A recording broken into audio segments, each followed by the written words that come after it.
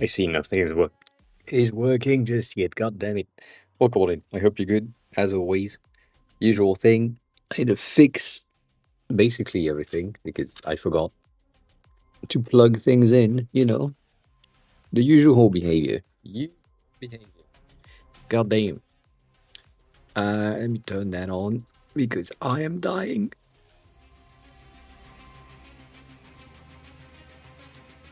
God damn. Maybe that helps. I don't know. We'll see. We will see. I've been trying to fix things and it's better, but it's still not working. So we'll see. We'll see what we can do today, if we can do things today. We have some potential reviews. If the person in question is in chat at some point, which is good. And yeah, that's where we stand today. Yeah, it's kind of weird. Nothing is really working, which is, I mean, it is to be expected with me in general, but also I wish it wasn't. I wish it's just things just worked, like it would make more sense to have this thing just work. It's kind of annoying because it launch, it does the thing, it compile, it has the logs that I'm supposed to look at, and then if I don't pay attention to it for a second or two, it does something and then it breaks, and I don't know why. But yeah, right now the thing that I've been working on today is this view specifically that has more data, more information, more stuff, which is good. It's better. It's still not great, but it has something that is more accurate than what we had last time. It still has like things that just makes no sense, as in um, the success rate at 50% just because it's inferred data is kind of wrong. I would say the progress rate is the thing at the top. The reason for that is because we are inferring the data, we are expecting it to have had some mistakes in the past.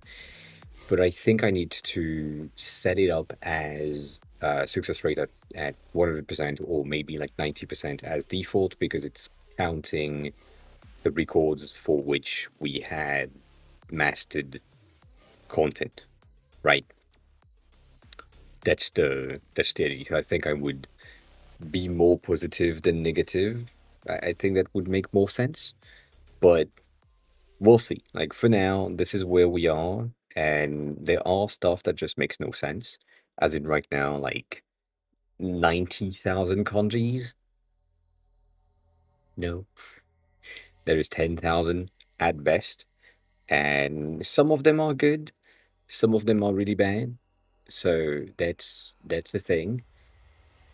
But yeah, I really don't understand how data works. Again, as always, which is the most annoying thing. And I'm doing some login all the time, right? On here, I'm making sure that I have login on the data that I'm getting and how I'm getting it and when I'm navigating from one screen to another. I have the data so that I can check what is in there. Some of it is good, some of it is really bad. The more I'm looking at it, the more I'm like, am I again gonna need to go over the entire thing again and remove or delete the entirety of the progress I've made in the past week just because I need like clean data, which I thought we had. Now we don't, but we did, but we don't. So it's really weird. Canna, hi, welcome on in. How are you? How's your day going?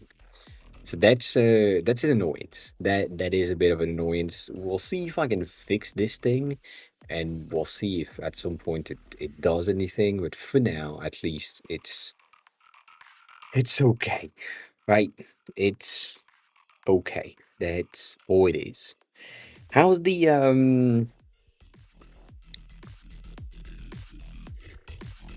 GTA website? Kinda.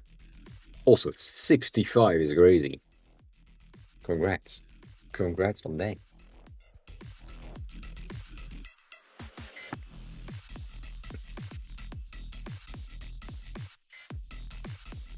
See, it's kind of annoying. Also, like this thing doesn't really load. Uh, I see. It it loads at time, like not all the times, which is the thing that is annoying because it's supposed to load every fucking time, but it doesn't. And we do have the data, or we are supposed to have the data for this, um, but it just doesn't want to load, and it makes no sense. Also, this is the preview, and this is a preview inside of Xcode, which means that the data that is stored is not the right data, anyways. So that's the thing. But oh yeah, I forgot that. That's true. But yeah, it. It's annoying. This whole fucking page is annoying. Has been annoying for I don't know 3 days now, and it's just it doesn't make any sense to change these values. Like, yeah, I kind of think I know what the counter is or are, but then again, it's not making any fucking sense. So I don't like it. I don't like it. I don't like data. I've never liked data as in me using data and doing that. What is this bitch there every time? Um, it's an interesting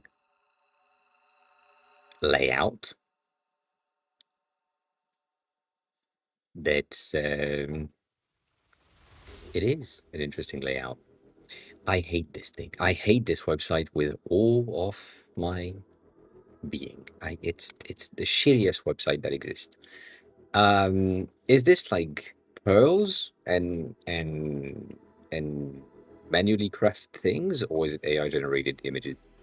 Um, it looks like pearls. It looks like dolls made of pearl with a wire and some beads. We call them pearls in French, so that's why I'm saying pearls. Might be beads. Might be beads. I see things, as always, that you might want to change for not consistency, but like layout based stuff. But then it depends on you. Again, it depends on the use case. I think the uh, that I can't read and the text might benefit from being inside of the yellow section if that's an option, and have the buttons outside. That could be something. Um, but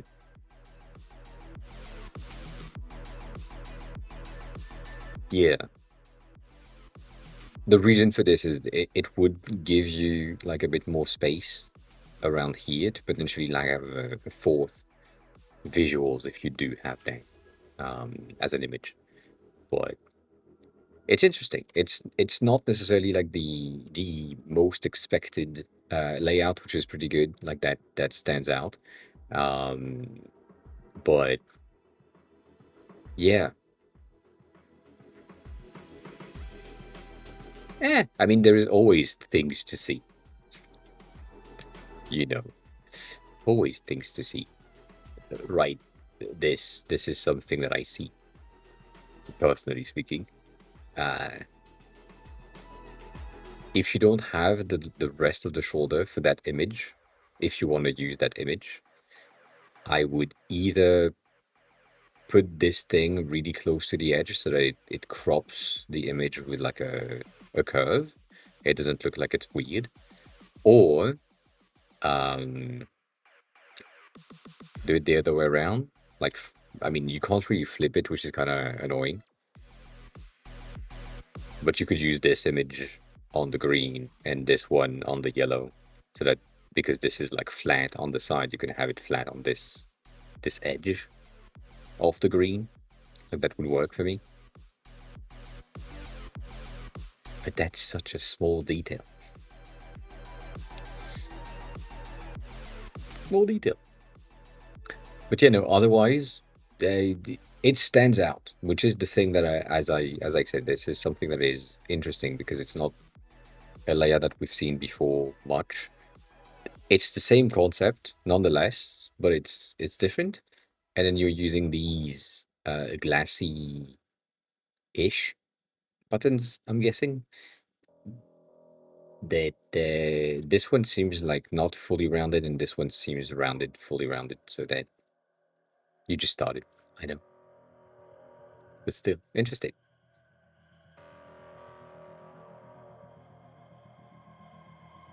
That needs to happen. Yes, I see so much stuff. Um, for the sake of you, again, you just started. But the the title in the header and the title here, I would recommend you to align them when you come to that point. Just so that you have your container, right? Same container for your header and content, and that makes sense. That simplify the entire thing. Or if it's not the same, it's usually the header that is like wider than the content. So small details. Nonetheless, interesting. Interesting thing. The only thing that I would say, please don't do this if you want to continue to go in that direction for the design language and the illustrative type that you have. Do not put a fourth version that is coming from the bottom. If you add a fourth image, either place it horizontally or place it floating in something, but not coming from the bottom. Mainly because it's going to be pink and it's going to look like a dick coming from the bottom of the page. There is no going around that. So, maybe not. But interesting. Interesting start for sure. For sure. Why did I myself? God damn it. It is a very small thing. Um, yeah, I need to figure out why the data doesn't work as the data, and that's that's the thing. Uh, Unfuck myself, untap myself. I don't know what I did, what I say. Stony, hi, welcome. Um, if you want some dicks on the page, you can. Yes, then yes.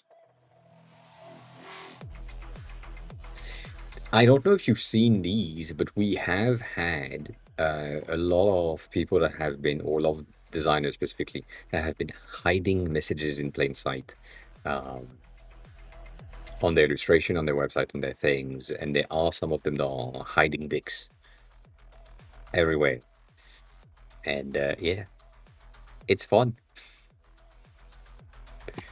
The usual thing, as I said, the usual thing that we have is the simplicity and the fact that you can have uh, like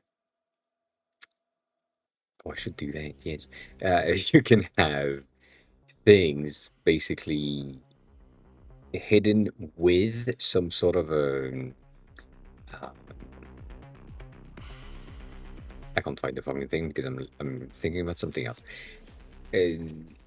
You can have something written in a different language or something written in a braille or Morse code or something or binary code in the background, and then you have something that is hidden in plain sight.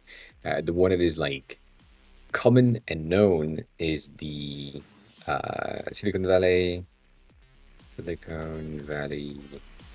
binary meme. I guess meme is gonna be yeah that one.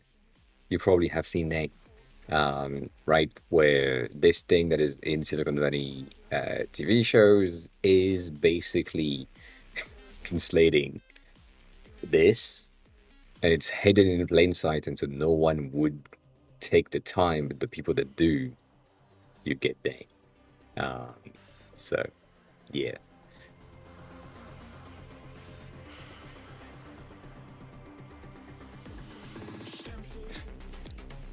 That's the thing that is currently happening, Stony, in terms of the the trains and the metro here are constantly under renovation, and they are just uh,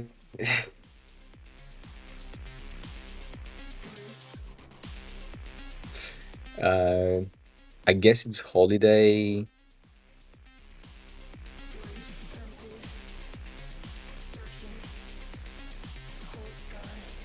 Like basically there is every fucking time. Bitch, I clicked on the wrong thing. Ah, get out. There. Every lines are closing at the most unannoying time.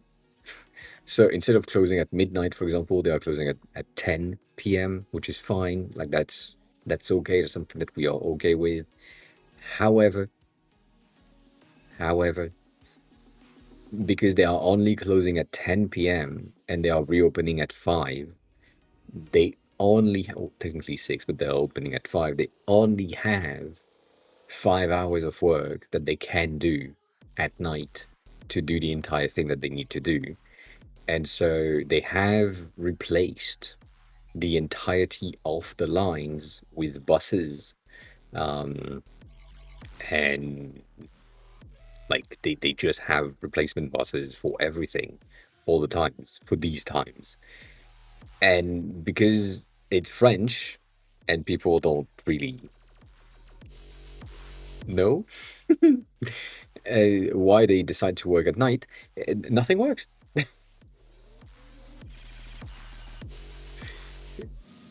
Like that's the thing. The buses that are supposed to take over the metro is coming in not at the time that it's supposed to come in.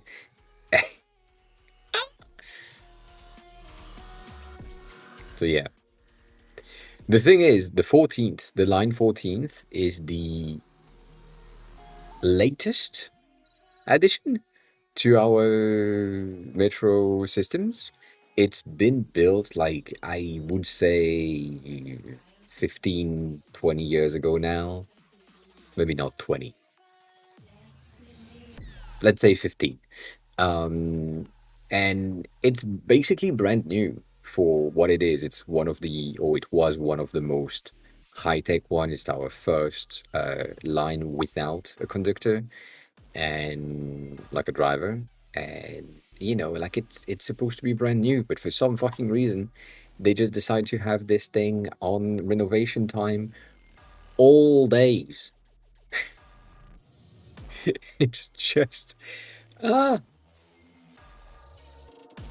you know, it's the annoyance. And so the line 12 is closed, the tram is closed, the 10th is closed, the 6th is closed, B, A, and C is closed as well. Uh, just because they want to renovate and modernize the fucking lines, which makes sense, I appreciate it, but god damn, is it annoying. If you don't know, also one thing that is really, really fun for me, as a previous mechanic designer, mechanical engineering person. It's not these ones, but I'm going to use these ones because they make sense. They have the French have ordered new trains for the lines that we have. We have paid, as French people, we have paid a massive amount of money to get these new trains with taxes, to get these new trains paid for with the government and so on. And what happened is these bitch ass French didn't measure the train tracks correctly, and they made these things 10 centimeters wider, I think, that what happens, which means that they had the option of kind of removing a bit of concrete from the stations, and some stations, not all stations, or um, scrapping the entire trains that they just built and then buy them again. So one of them costs almost nothing, and the other one cost a lot. Guess which one they decided to go for? The one that cost a lot. God damn. Oh. That's just what they do. That's just the French. It's just bad. It's just bad. Uh, I mean, that's not what I call doxing yourself, Tony. That's just, we know where you live. I know where you live. I mean, I kind of do. I don't really. I kind of do. I think I have your address because you bought something. Um,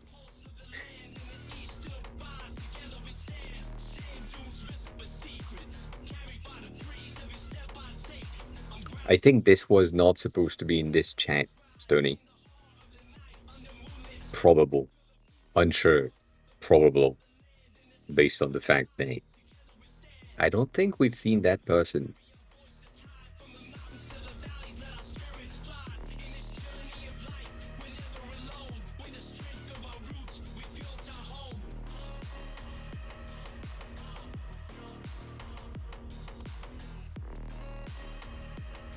Oh, dang. But also, I mean, I'm seeing this. So, I don't know. I don't know. It happened. Nonetheless. uh, this is pretty nice. It it seems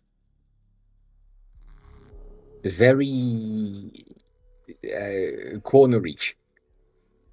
The amount of corners you need to have every time, all the time, um, like is yeah. I I get it, but also, goddamn, I know that these are the buses, so they are following the roads. I get that, but goddamn, that's not the thing that I wanted to have.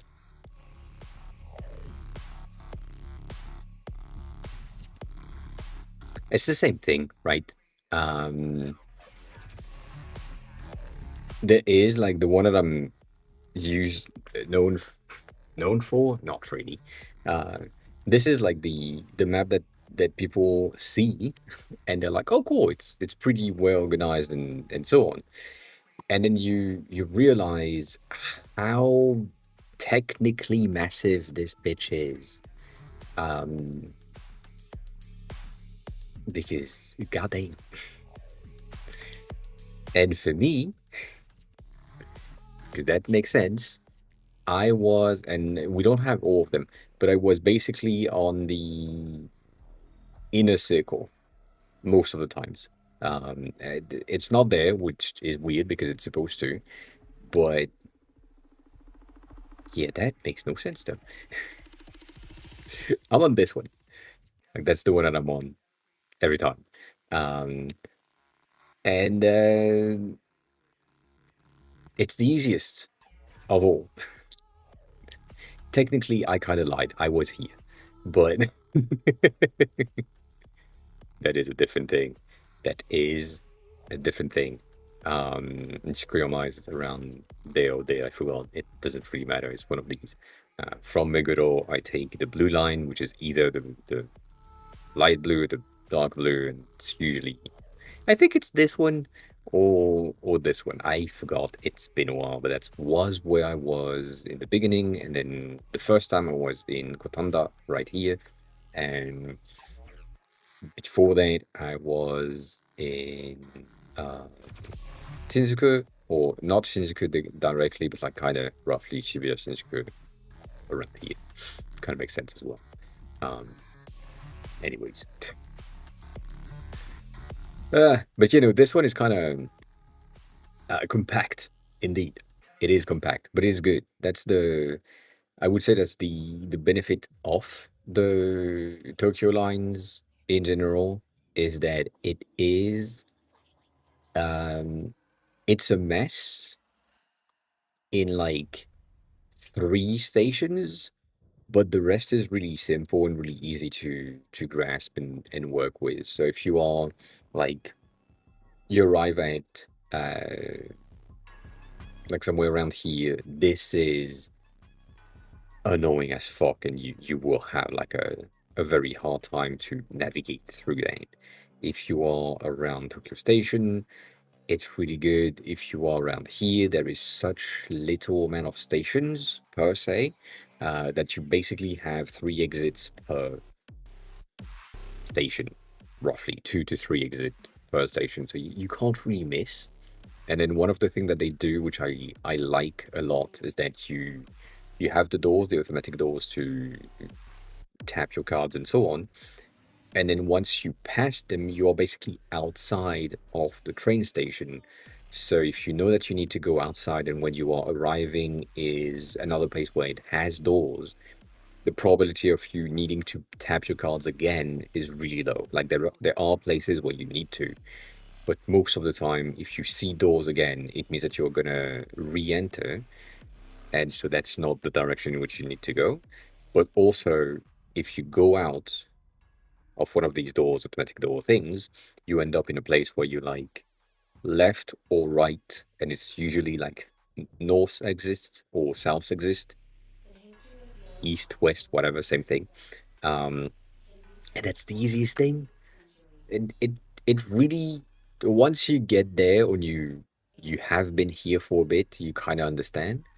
But yeah, that is the simplified map of the train. Goddamn, I was here. That's Shibuya, and I was right there. So, you know, like I, not saying that I can read it, but I can read it. Like I again, I know where I used to be. I know where I used to live, obviously, and I've been here in Kamata. I've been really close to the airport because that's the easiest thing to do. I've been here, and my ex live right there. The other ex lives right here. And the other place that I'm looking for right now is somewhere around here because you have the Hombashi, which is one of the business district situation that is somewhere around here. And so I have like a potential flat that is here and a potential flat that is here. And so these are the places that I kind of need to know uh, where they are, how they work, how I can go from here to office because offices are roughly around here. The the one that I almost got before I left Japan the first time, or technically the second time, the work would have been around here, and my flat was right there, so it would have been so good. And then they said no, and I'm sad about it. They said no because I was too expensive for them, and they were like a very, very, very, very early startup, which makes sense. Which makes a lot of sense. But I would have had a visa and work in Japan, and eh. Listen, I'm already getting like a 50% discount mostly by being paid in yen. And then on top of that, I'm getting a price cut because the the salaries for my job are not that like I'm it's gonna sound really wild. I am in the lowest paid tier of my level of expertise in France. Like I should be paid way more than what I'm usually paid when I have a job in France. Just because I don't really care about the money when I'm in an enterprise, like a company, it just doesn't make any sense to me. And so the fact that my low-ish pay in France gets roughly a 50% cut when I moved to Japan, means that the life that I used to have in Japan becomes mostly not feasible anymore because of how much things cost. That is the reason. But yeah, that's and that's just the central Tokyo. Um, Again, if we go back to the usual thing of not the metro map, but just Tokyo map, like the full Tokyo. Um, I guess I'm gonna have full Tokyo map. That that is basically Tokyo in terms of the size of it. Um, it is like obviously what we are seeing. The map that we had a second ago was right there. Like that's the thing. Cat where you have like bigger things here and there. And so these are kind of less populated. These a bit more, but not too much. And these are more populated and really, really heavily populated. But then again, you know, the benefit of Tokyo in general, but the benefit of Japan, I would say, is the fact that you can simply navigate from here, which is where I used to live in uh, Ota, to Tokyo in like 30 to 40 minutes by train because it's a fucking straight line and be good with it. You know, it's a nice thing. It is a nice thing. But yeah, you sent me a DM where there.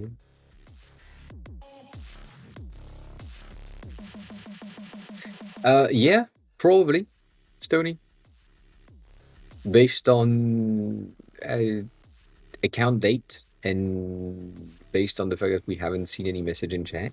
Probably, yeah. Probably. But also, I mean, we've seen that in the Discord, so I don't know. I don't know. To be checked. We'll see. We can see. Nonetheless, that was Train in Tokyo.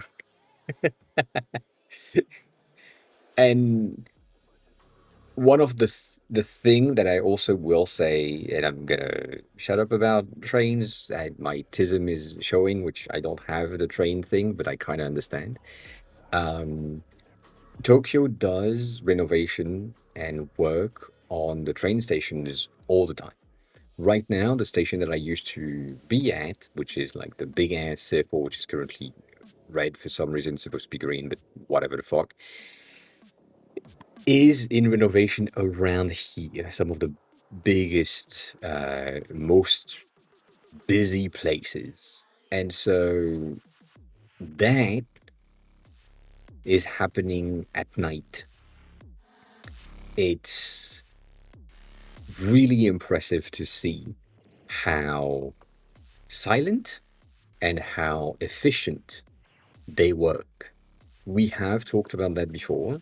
There has been a lot of other videos that have popped up on my feed showing road renovation, 9 a.m.,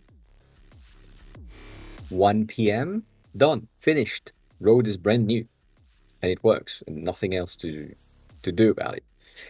And so, like I would say that's the type of thing that is good about the renovation of the roads and the trains in Japan is that it is efficient. But um, I think we will die much. Can't we will. I am dying right now, and it's currently 20. So yeah, we'll see. We will see. But yeah, so that's the thing that is much better. Also, again, I'm biased. Like I can't not say that.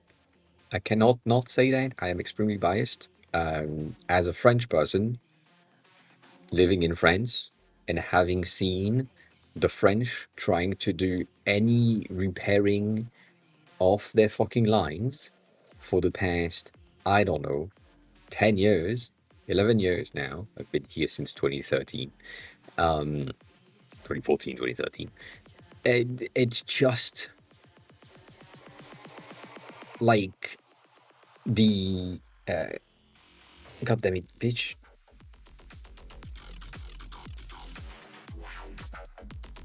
This one, the yellow one right here, which is going through the entire like vertical way of Paris. The red one is horizontal basically because Paris is a bit tilted.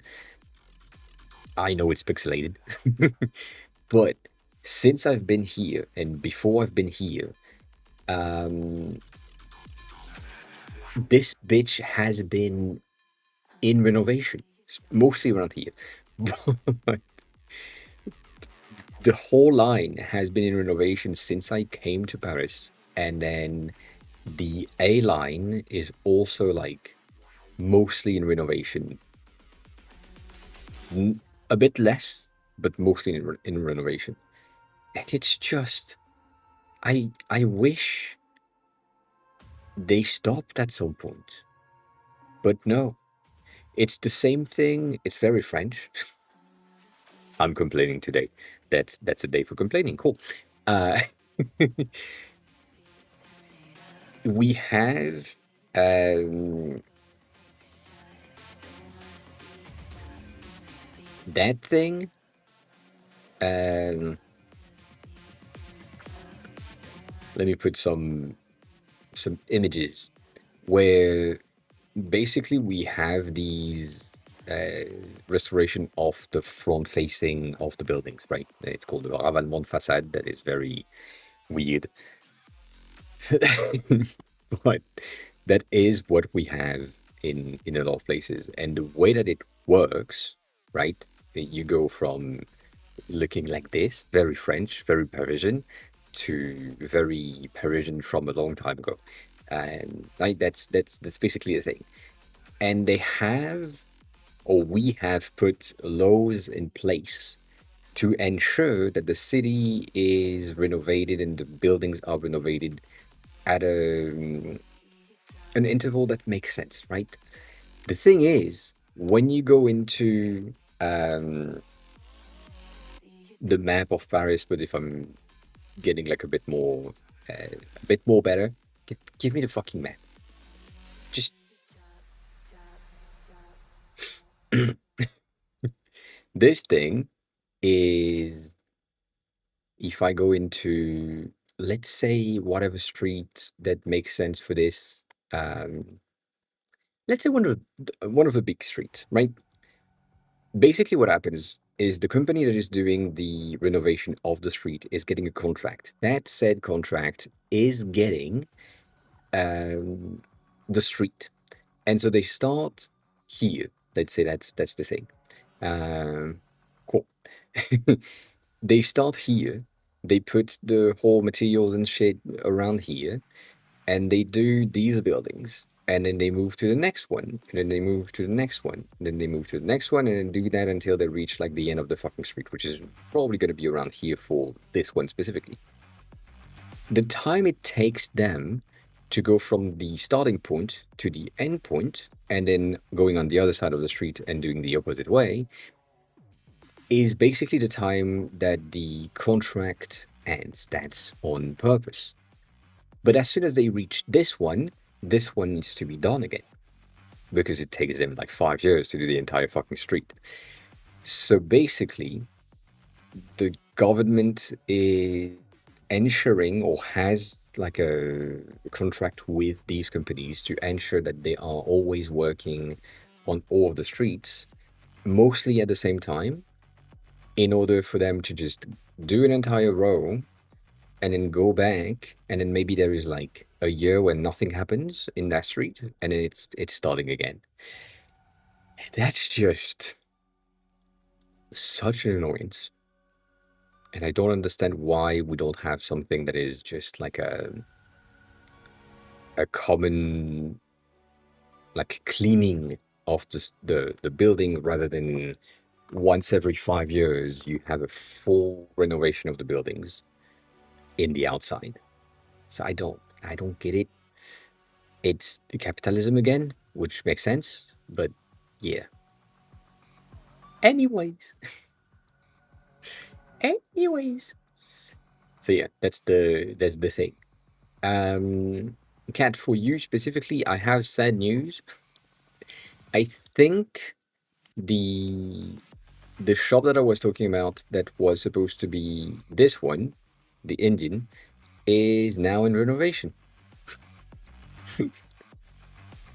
I think I passed through that like 2 days ago, and it was not necessarily open.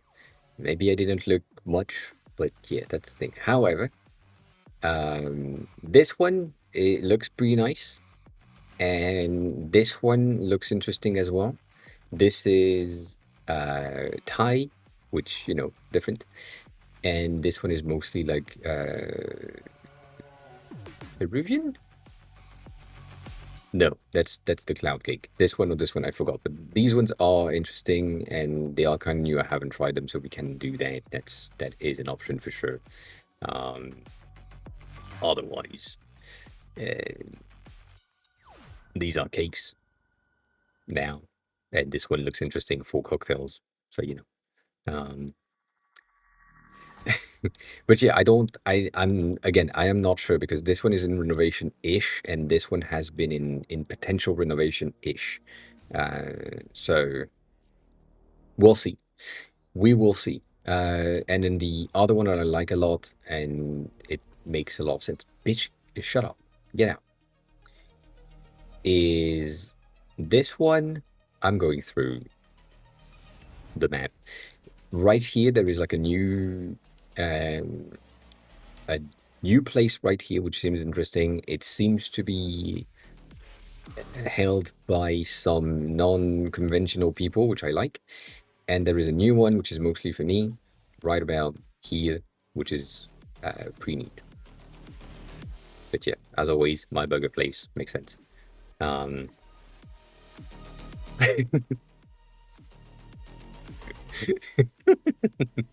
yes, yes. Um, yeah, I know, I know, I know. But yeah, so that's we have potentials. I just hope that the Indian one is not like closed because otherwise that's gonna piss me off. Because I said we could go there and it's nice and we need to try it out and then it's closed, which makes no sense. Um, Other than that, there is like this bitch ass Italian. I know, I know. You can kind of see the queue in front, and it's not worth the queue. Not ever. That has never been a good idea. If you want like an Italian, like this one, I mean not you, but like if you're visiting Paris and you've seen that this one has been recommended and so on, if you just go there, I know it's a bit further out, but if you just go there, somewhere around here or the next one I forgot exactly, is one of the best pizzeria in Paris. So, you know, and people are like queuing right here. It makes no sense. Makes no sense. I'm happy that I know stuff about where to eat because goddamn, if I had to queue for things, I wouldn't. I mean, I don't queue. Makes no sense. Makes no sense. Anyways, so yeah, that's a thing. That is a thing.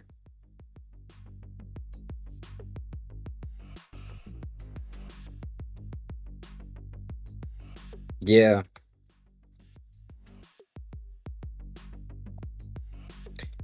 the thing that is happening, at least for me, when it comes to the places that I have in my head, a lot of them that I used to like are closed since I came back. And in the year that I took out of France, which was a great year, a lot of them just closed, which basically mean that I was their only client and I was making the entire years of revenue, which makes sense, but that is not true. So yeah, that's really sad. There is a lot of them that I have pictures inside, and they were really nice. And this thing is just like it's closed now. Like it's I mean it's closed. It's dead. They had like really nice environments, really nice place. It was built inside of an old prison. This thing is like an old French prison, and every cell is like a place where you can basically eat and so on. This is like the common area and such. And it was nice. It was really good. And then they fucking closed. That makes no sense.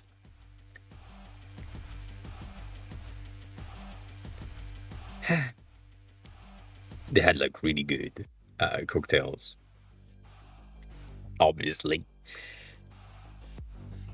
But yeah, like this entire ID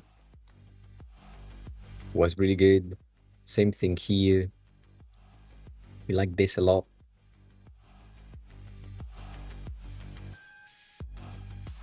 But yeah, as always, I have like too many places that have closed since I came back, which is really sad. Really sad. And then there are like a lot of places that I would highly recommend, but also you can't go. Like here.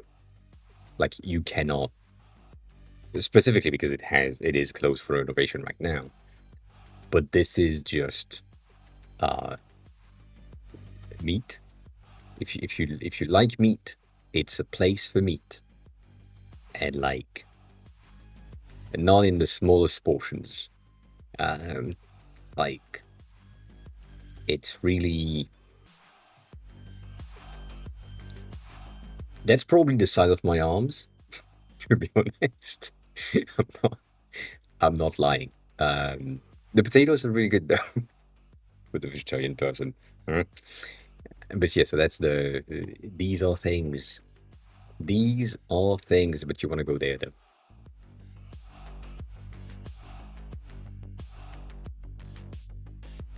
You want to go right about here, which makes sense because it's good.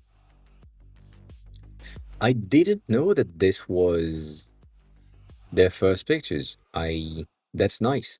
This is that's the boss number one and boss number two. That that's nice. I mean, that's nice that they are in the cover of the fucking thing. You know, I do the same, but I do that on purpose. So I get it. I get it. Anyways, on the side notes of things that are nice, and Cat, you are half aware, but you are aware. Um, I am now on 24.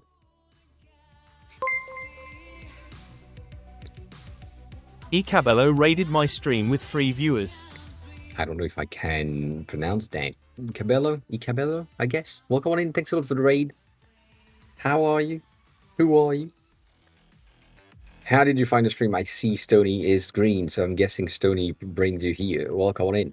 For those of you who don't know me, hi, I'm AOA. I'm the helping designer. So if you have any design question, as always, feel free to ask. If you want me to take a look at the project that you have, we can do that. But I hope you had a great stream. As always, if you need a raid and run, do that. If you want to stay for a bit and introduce yourself and do stuff, that's also appreciated. But welcome on in. On today's episode of the stream, we are kind of supposed to um, do some reviews of someone's content, which we have been chatting on DMs on Discord, which we need to talk about because it was the right way to do things. That's nice. But if you have anything to showcase, anything to share, feel free to do so. That is appreciated. You are aware that I told you I sent you like a TikTok about that guy curling the 22 kilos or 20 kilos or something. in dumbbells, and I was like, I'm moving up to the 24 soon, and that happened. That happened yesterday. Um, so yay me, one up, one up 24. Still no arms, not a single muscle right there, nothing, but 24. So it happens. It happens. Um, but yeah, god damn it, I should have shut the fuck up. I should have.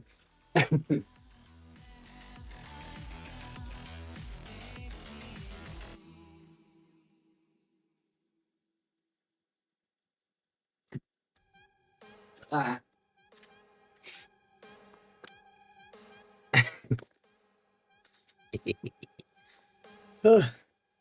Appreciate it.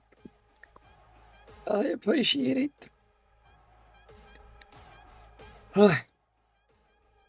Yeah, that's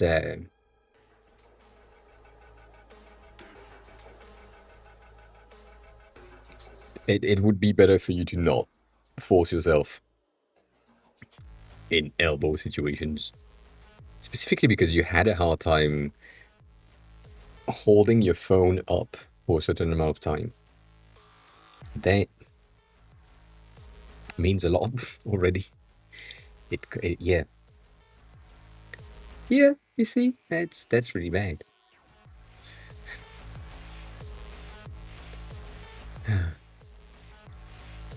Yeah, but the rules make sense. When you think about it, right? Your body needs time to recover, and therefore like giving it a bit of time makes a lot of sense. So, yeah. I was supposed to go to the gym this morning and then I slept. So I said, you know what? That means that I need to sleep. So I slept. It happens. It happens. I also did something yesterday. Yes. I bought something in Japan for here, um, which is a subscription, so that's fine. And then I looked at the price in France, which is 130 bucks, and I paid 87. So I basically saved 40 bucks yesterday, which is pretty good. Really appreciate it. Really appreciate it just by having a VPN. And also the Japanese bank account, so that's a different thing, but it helps. Goddamn. We haven't had a lot of things. To be honest, I haven't liked a ton of stuff on Twitter. Most of the things have been really, really bad. And it's just not great as far as right now. I haven't spent a second in here. So the last one that we've seen last Monday was this. Basically, we kind of stopped around here. This popped in, which is an interesting new style-ish. We talked about Sebastiano in the past because they have the profile picture that is, or not profile picture, like banner that is the skull, and they are doing a lot of really, really cool illustration types here and there. We have seen this one prior, we have seen this one as well before the liquid glass happened. So most of these things are really good, but this one specifically is interesting. It combines some of the latest trends of going back to eh, kinda, but not really. Uh, like digital mixed with analog, mixed with nothing phone. If you look closely at these images, you can see like there is textures and teeny tiny things that really are reminiscent of the nothing phone background. Like it's the same type of design overall. But this one is really interesting. It has it to me as not an art major, but kinda. It has its ties to things like Art Deco and other artistic trends from a long time ago that is basically coming back, but tied with the new trends and the new technology that we have, which are really good. So that design was really nice, and that's kind of why I wanted to talk about it. Like it's simple. It's a mix of the newest Tokyo illustration, as I call them, which is like basically duotone black and white line art illustration and textures here and there. So that's really nice. I don't like the font. Not gonna lie, that font not my style at all, but it works. So you know, keeping that in. Other than that, we've talked about this one prior because it's pretty interesting. They are doing like a ton of teeny tiny widgets and things here and there. What I'm seeing here mostly is a duplicate of Yuan widgets. I don't know if I trust that, but it's really interesting. And then Julien, very French again. Sorry about that. Is talking or has been talking about a lot of things that I don't really understand. They are talking about the CA layers, and I don't know what that is. The reason why I like this mostly is because they are showing us the output and the code itself of how is it made. And in one of their last post, I would say, there is something that I would highly need, which is inner shadow. Apparently, on SwiftUI or on UI Kit, I guess, um, you have the ability to just get inner shadow really quickly by stating that you can set the value of the layer as an invert shadow, which is mostly like UI kit behavior when it comes to the code, but that's really interesting to see. So I might have to do this because that whole system is or is something like I tried to do and failed. Obviously, I don't have the skills to do that, but was or is supposed to be the design choices that I've made here. So everything in that element is or has contained like an inner shadow to make sure that the outer looks like it's glowing and it's more glassy and so on. And so that is, as you can tell right here, a ton of multiple inner shadows and drop down shadows and background blurs and so on to give the effect that it has, a bit of a rounded effect and textures and 3D next to it. So that, if I can apply like CA layers and UI kit layers, that might works. It might be good. So we'll see. Specifically because the output that we have right here is really nice. So, you know, like really, really nice. But yeah, this one was really cool, mainly because of the animation.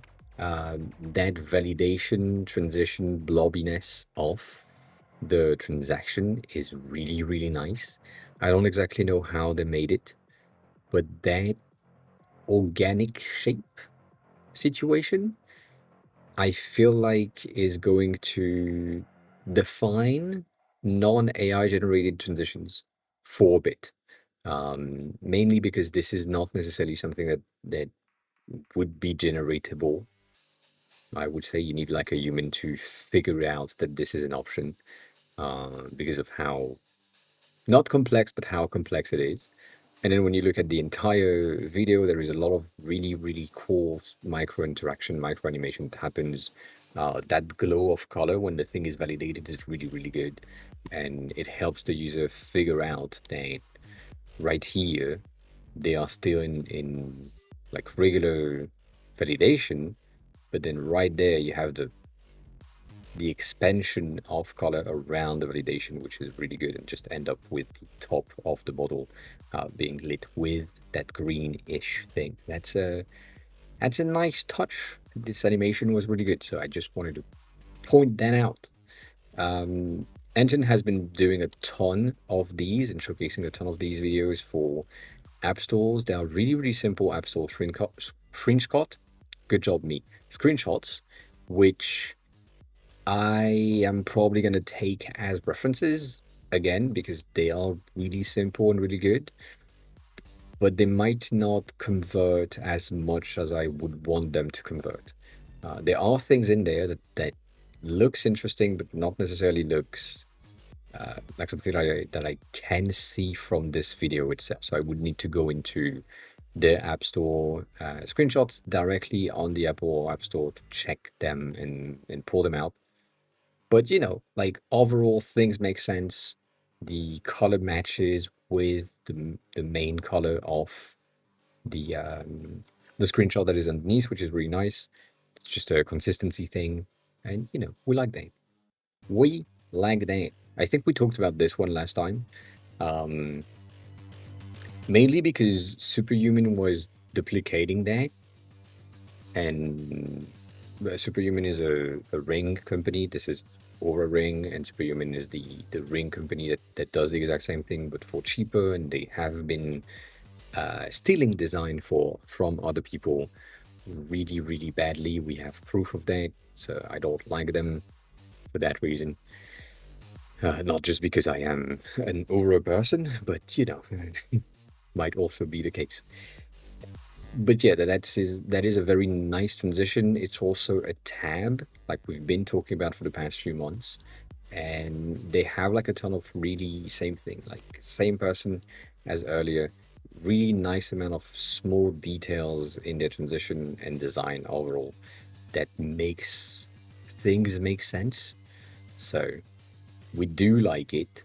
Um, and then going back to the stickers thing that we were looking at last time, this one is an interesting option where the sticker itself has a peel off tiny animation by default to hint that there is something underneath, and then you could peel off the cover of the element to get access to something. I don't know exactly what that would do or how it would work, but it's an interesting thing. It also peels off like one of the NFC tags that are in stores to make sure that you are not getting out of the store without paying. Um, so nice design. That's about it. That's about it. This one was really nice to see for the people that are against the browser company and what they do. Basically, they opened the DIA website. They found it pretty laggy. They figured out it was loading 120 megabytes of content, and then it just fetched 10 megabytes every 4 seconds. And I do agree with that statement of I wouldn't trust someone with making a web browser if they can't make a web page. That to me is pretty true. Um, I I I I think I highly agree with that because if your goal is to make a browser to access the internet um, and load websites pretty well, but your website is not optimized for the browser itself, might be kind of complicated. The thing that I see though is that the 10 megabytes of data that is apparently loaded every 4 seconds is linked to the plan word thing that is changing. Every time it's changing, something happened in the logs. So that is, or in the network, not in the logs. That is pretty interesting to me because I don't see why they would need to load anything once they have the gradient. When you look at the gradient for the appearance of the words, it looks like something that is just exactly the same colors every time. So I don't really know why that's the case.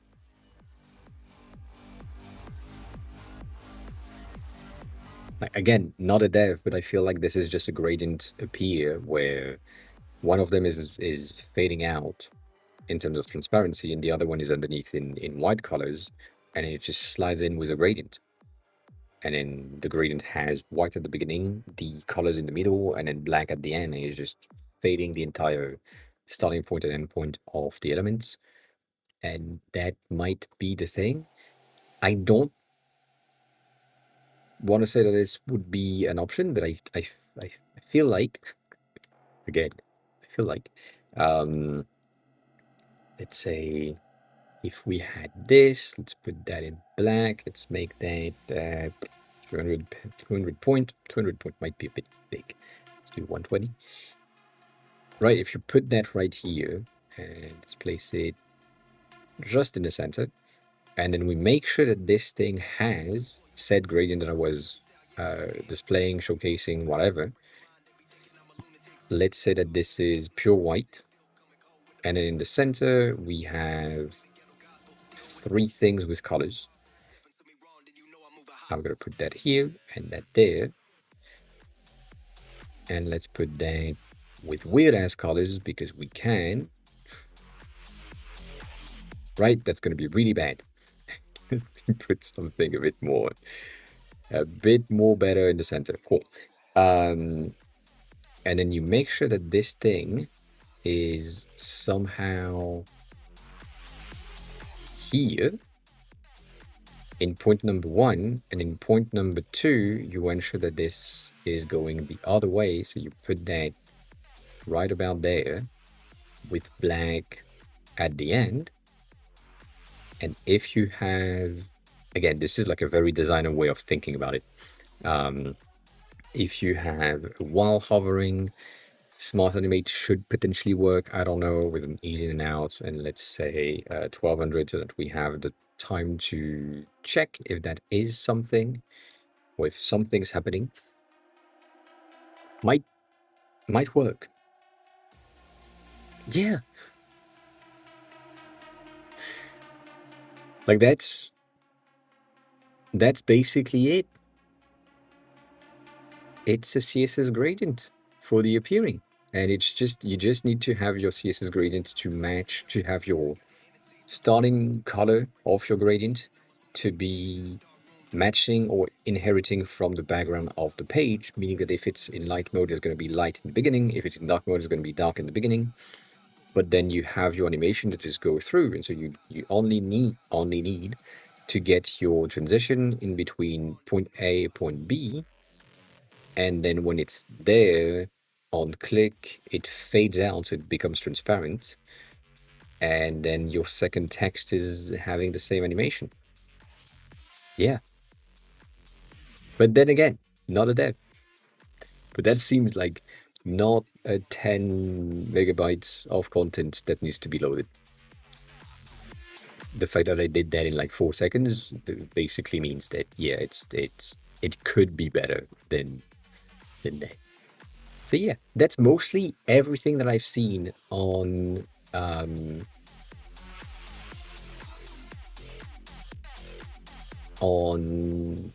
Twitter, and that's it. That's about it.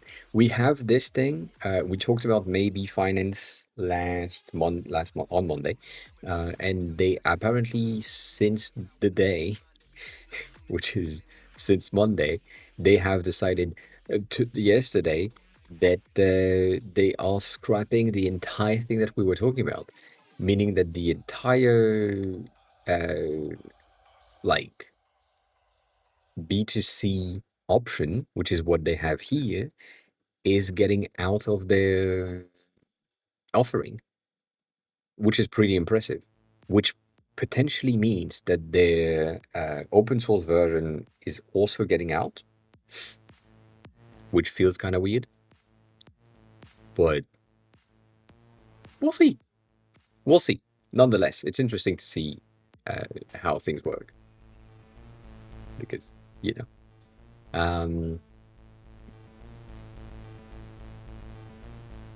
So, yeah.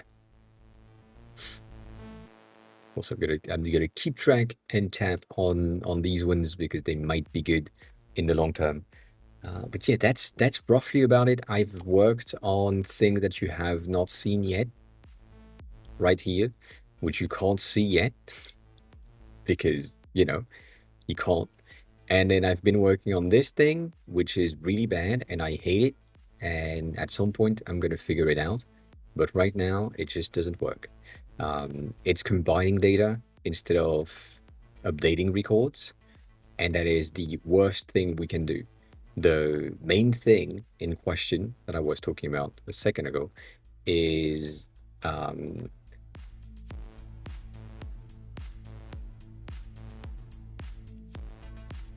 right about here. Oh, that's so bad. That's the thing that the newest version of the system doesn't work. If I'm going in the app itself right now on my phone, this is my phone, the data that we have regarding the kanjis is currently giving us like 10,000 kanjis, which is good. But in some situation, it's loading more than 10,000. Earlier, it was like 90,000, which makes absolutely no sense. And the data that we have around here was really false. And so we don't like this. And I'm trying to figure out why that data doesn't want to remain where it's supposed to be. And I, right now, I have no fucking clue. So yeah, that's the situation. Like right now, for example, here the radicals, I have 70 radicals that are supposed to be mastered, which is kind of true based on these data. These data are true. That's the thing that I don't understand. The data that I have right here on my profile view is the accurate count per entry, per type, per record that are on device. The expanding version, right? Everything that I have in here, like 100% of my N5, 20 out of 180 in my N4, and so on, that's making a lot of sense. Everything that I have in here, weirdly enough, is not entirely true at times. But also, because I know that I have 148 mastered content in my learning timeline, at least I should have 148, even if it's like one day 148 and then the next day it's like you just have two more, it doesn't really matter, but that's your baseline. It should work, but it doesn't. And that's I don't get it. I don't understand data. That's the situation. I do not. I do not. Also, I just noticed, that's crazy, um the segment control is now fixed at the top. That's impressive. I wanted to do that, and now it is. I didn't pay attention to this. Goddamn. So yeah, again, we are like this close to be able to release the analytics section. I think the basics of having my breakdown per section right here is good enough, or would be like something that kind of makes sense. The only thing that I'm not sure about here is because each section is supposed to take a color that is either the accent color of the app or the color that is associated with the elements. So hiragana and katakana are using the accent color that the user has defined. So for me right now, I'm in indigo. Radicals are using green, kanjis are using, or dictionaries are using purple, and kanjis is using blue. The thing that is not good is radicals right now because it's using green. Anything that is mastered and anything that is in learning don't really match together. And so I don't really know what I could do. I'm debating just removing colors per se, and so making like the learning white and all of the things, instead of having them in green for mastered elements, using the accent color, so that if the user wants to have something in one theme, everything is kind of monochromatic for the entirety, rather than this being green and standing out so much. That is where I currently am in my head. I don't know if I like this idea. I kind of like the fact that this has a kind of blue accent for the thing that you're currently learning, because it makes sense, but also doesn't. So, you know, I don't know. We will see. Going back to this thing on the side, which is basically this, there is like a ton of thing that kind of works, and I have put in place a system that is defining the colors of the cards based on their levels. So if you're like at 50% for something, you're going to be in orange. If you're like in something that is kind of that needs attention, the 0% around here is going to be in red, and anything that is good or neutral, whatever, it's data that is not bound to performance level, it's going to be blue, because that kind of makes sense. But I don't know, it feels kind of too much, and I don't know how to feel about it. Yeah, I like the white version, like the gray version when there is no data in there, because that seems like a good compromise. But I don't know. I do not know. But we'll see. We'll see how things goes. How things goes. Did I lose? No, I didn't. Um, I lost this. Huh. Interesting. Interesting. Let me try that out though. Where's the fuck is my stat card?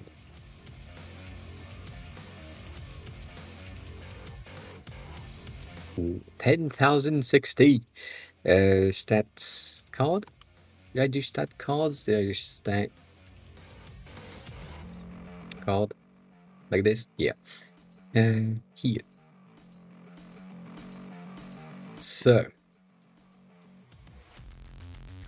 in that thing, we have a value is there, and what I know is the content transition is going to content to numerical text, and it's just going to be numerical text. The thing is, it's already there, but apparently it's not working for some reason.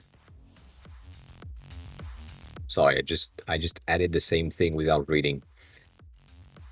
This is supposed to work right there. I'm supposed to have my content transition on the numbers to do the native iOS transition, and now it's not there.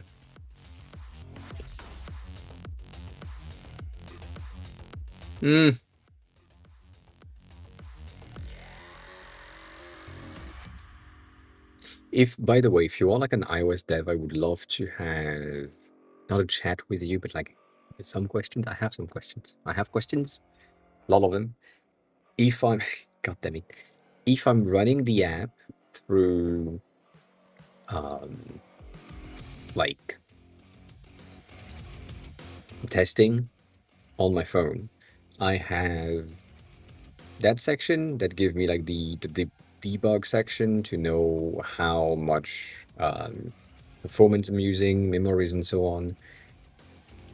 I'm currently in the yellow most of the times, which is annoying, and I'm going in the red in sync, which seems like a bad move, mainly because the the portion of green that is supposed to be the right situation of performance that you're targeting is really small. So I don't know, and I have questioned about that. I have questioned about performance of iOS apps in general that I can't really do anything about.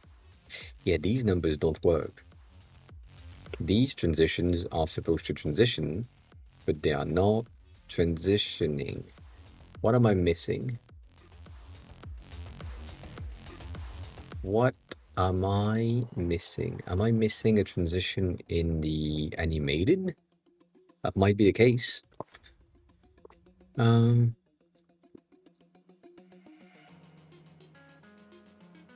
feel like we should have an animation on there by default. I mean, also I know that the code is really tiny. Don't worry about it. It's fine. It's fine. It's fine. You don't need it.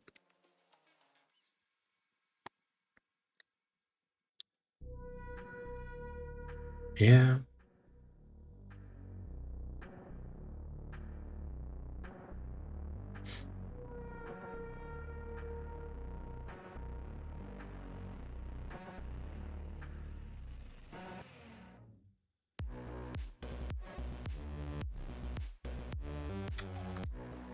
That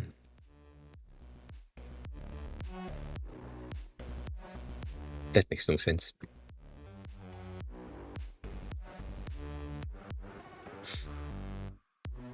That makes no sense.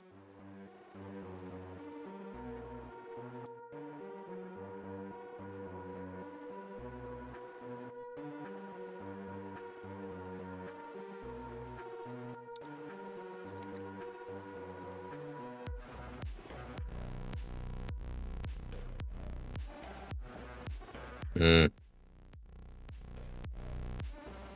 Why is it not?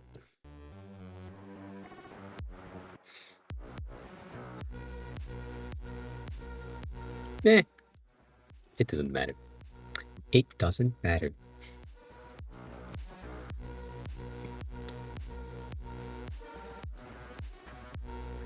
I started to do like a design system situation as well to make sure that I have stuff working, but it doesn't make any sense. The more I think about it, the more I'm like, yeah, that's just a waste of performance because I need to go back to things like again in my head, designer head. What's happening here is the code is getting read and then it locates that it needs to go there, meaning that it needs to go in the theme file, which is somewhere around here. I forgot where the fuck it is, right there. Look at what the fuck the stats value font style is, and then bring it back to define it, where technically it's probably going to be something like you know, 16. So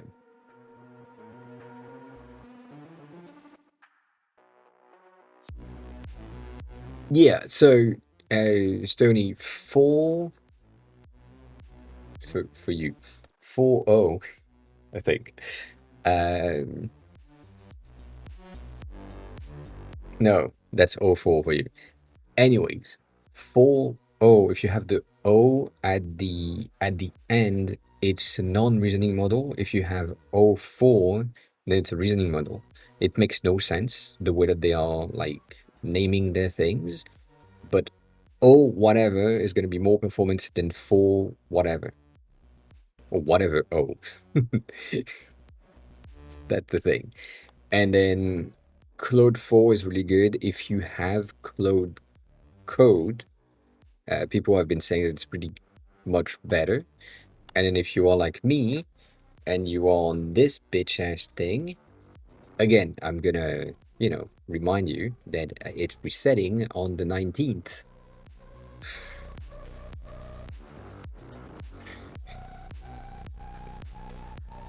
And it's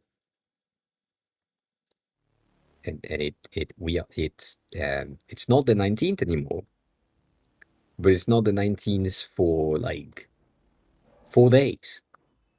And I went through this entire thing in like a day and a half, 2 days. That is that is crazy.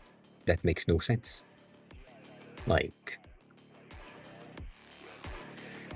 that shouldn't happen. Like we shouldn't have something that can be burned through in 2 days. I think that's where most of the people that are using Cursor are complaining about. Also, again, not a dev, and so I'm using Cursor intensively to write the code. So it's using a lot more tokens and a lot more thing that regular users. I get that. I agree. But still, the fact that in 2 days I can go to the limit official of what is included in the plan that I have makes no sense. Because that basically mean that it it doesn't, like, the plan don't work if I'm paying monthly for 500 requests and I'm getting 500 requests in 2 days, then my plan is not good enough. If I was paying monthly and I'm going through 500 requests every 2 days, that basically means that I kind of need 5,000 to 6,000 requests to be able to go through my months in a way that makes sense. So if you 10x the price and you 10x the request, why not? But yeah, I don't know. You think 20,000? I don't know. Again, I I do consume a lot, obviously. Um, but like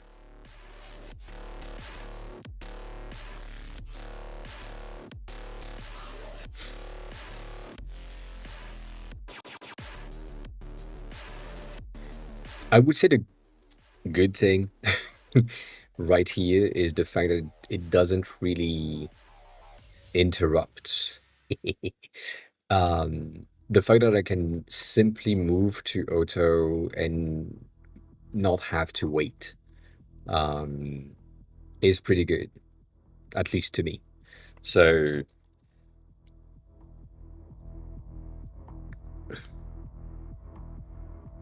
numerical transition.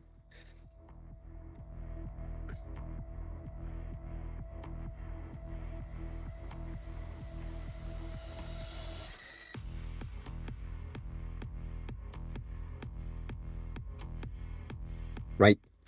It I'm in the slow mode, but because I'm using auto, it's kind of fine. But yeah, Piccolo, hi, welcome back. How are you? What are the news? Give me the news. Congrats. Congrats. That's good. That is good news. Do you have like a certificate or some things that says you passed everything? That is great news. Great news. Um,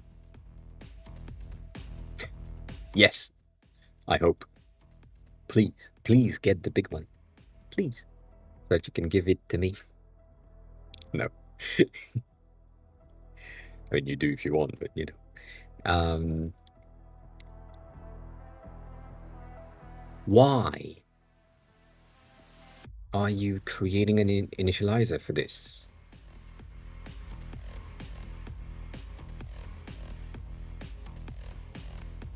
That makes no sense.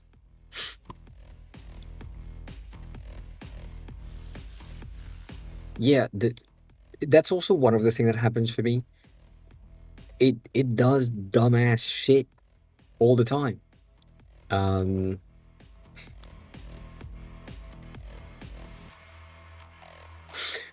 and I just need to don't overcomplicate it all the fucking time. I just because that makes sense.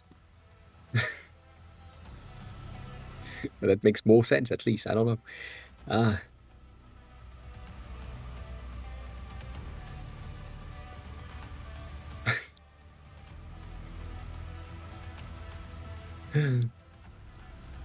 so value.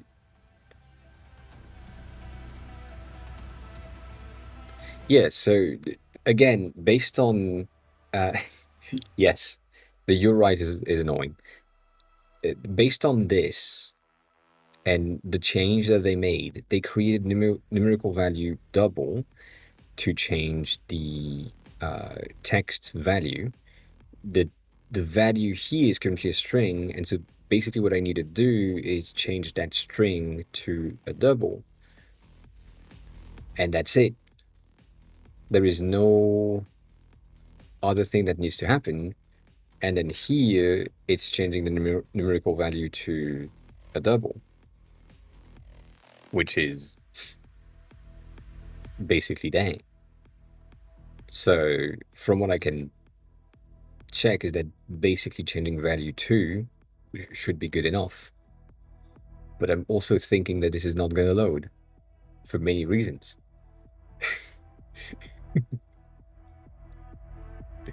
2.4K a month is really good. As a starting point, that's pretty nice. That is really nice.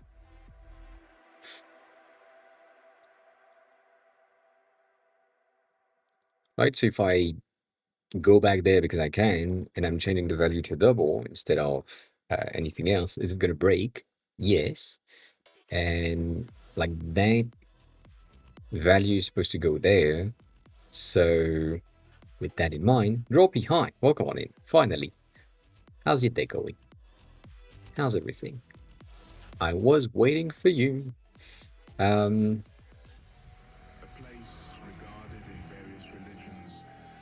like that string makes sense because it's also just gonna give me the fucking value by default. You know. Oh.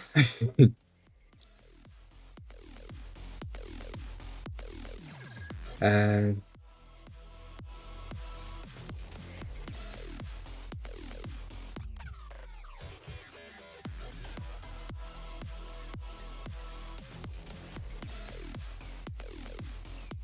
if I can type as well, that would be appreciated. Um,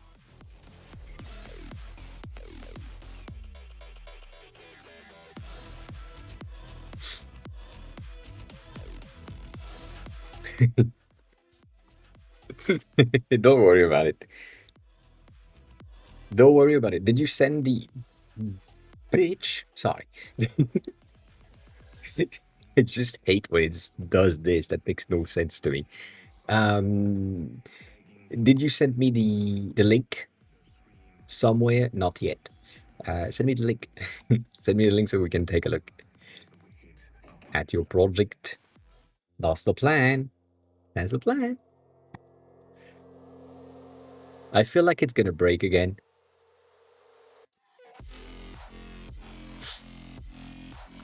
That's gonna piss me off.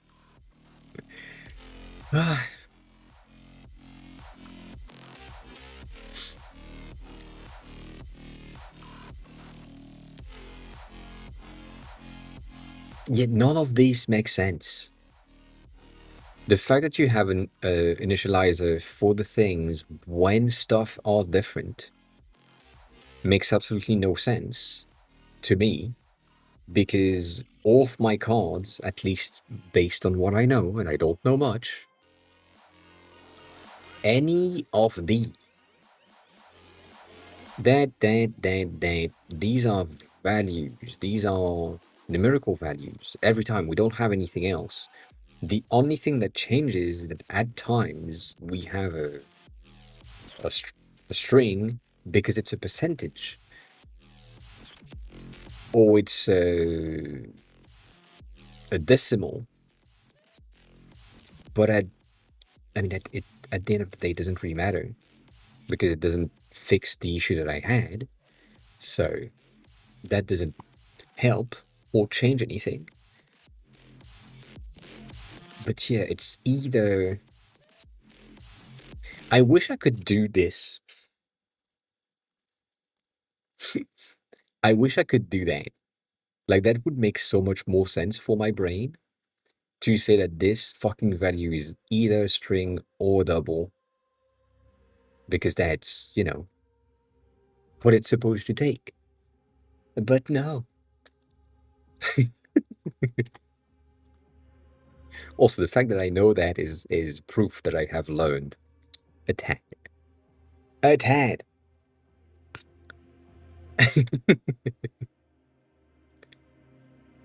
Anyways. Anyways. Um, I'm waiting for your link. In the meantime, I'm gonna pee, and then I'm gonna be back.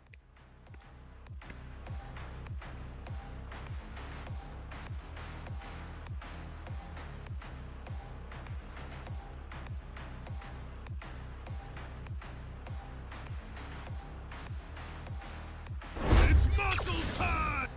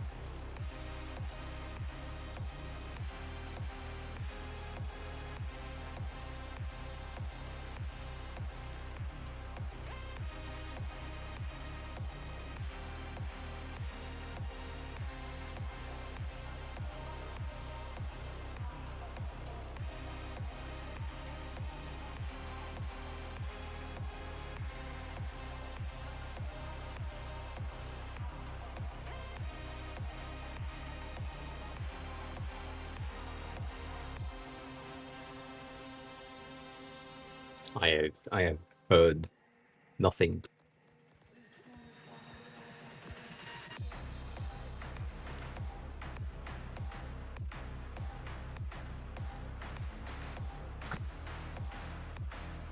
Nothing.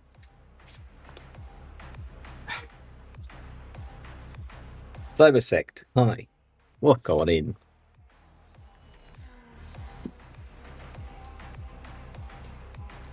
You can hide the name of the things if you want in the Figma file if you have a Figma file.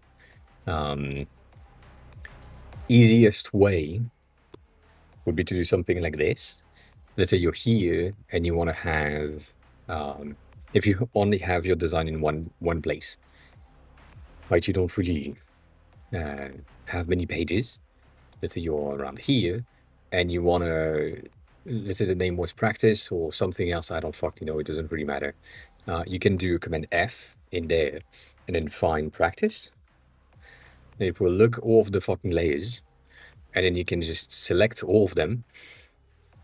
And once you have all of your practice text layers selected, you can just change these values.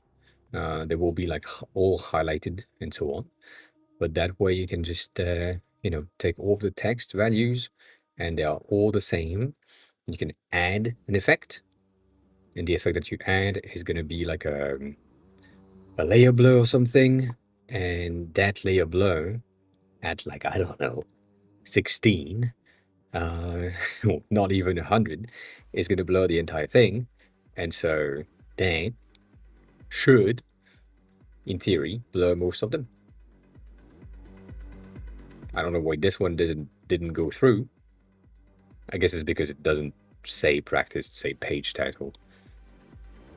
But yeah, like that's one way to do it, to just go faster and don't bother. Just like buy the domain, I should have used Stony for that.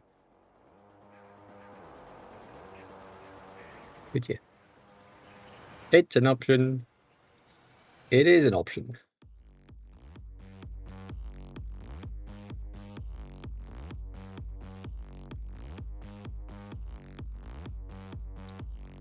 The Channel Point Redemption, or me not naming layers in Figma anymore because I'm not using Figma.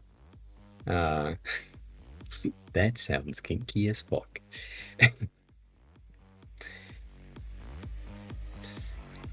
Because I'm not using Figma for Figma anymore, that has long gone. I kind of stopped caring for my own things. Like it doesn't make any fucking difference. So, it's fine.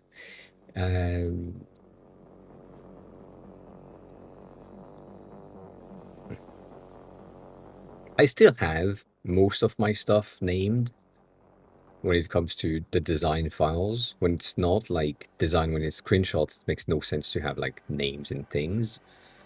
So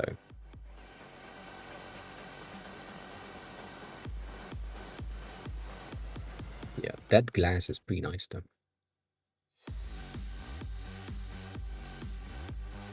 Is it zooming in? I feel like it's zooming in now. It kind of is, but it's basically just flaring things out.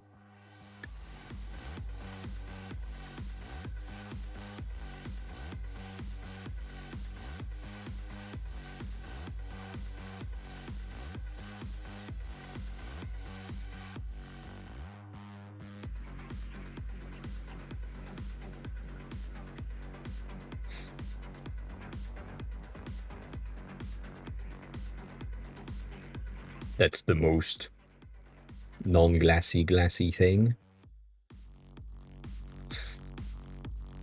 Goddamn. I goddamn.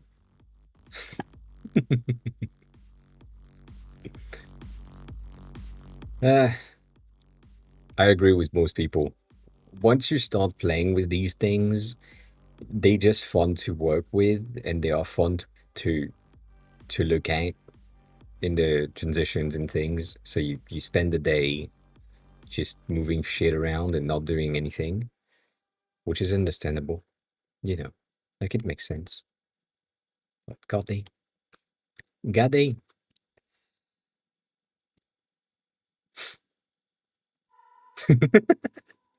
yes, yes.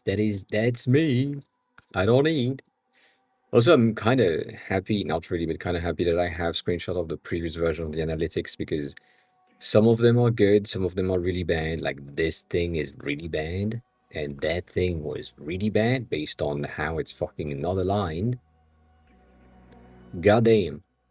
And then this thing was making absolutely no sense. I know how pixelated it is, but basically what was happening here was point number one was around here, right? And so we had the curve going in up until we reached the end. And it went back to the second line, which is the one with the orange dots. And it went to the endpoint again. And I don't understand why it made this going back situation for two lines rather than having just one. So yeah,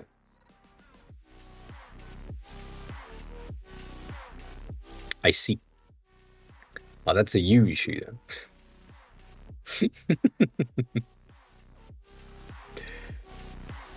Right.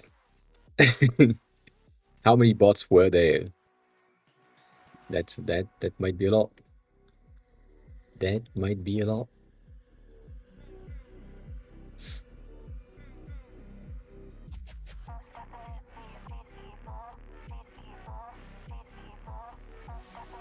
So yeah, that's the thing.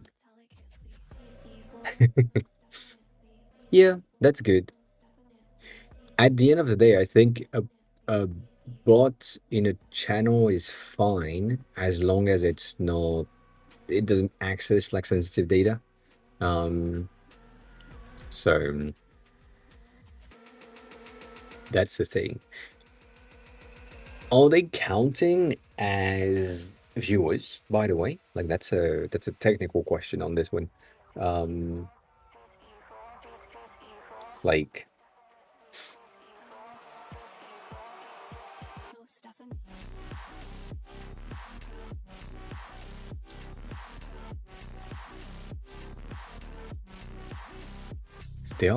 if they are counting as viewers, it's kind of crazy. I mean, it's not, but you know. Um,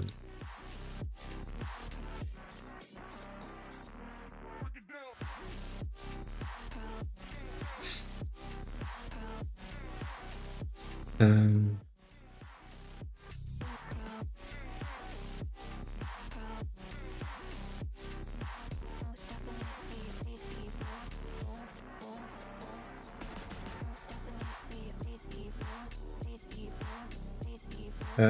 what's the fucking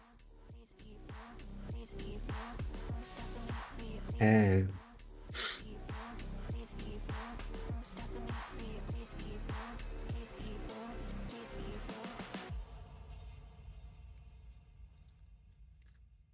maybe maybe it's the uh format that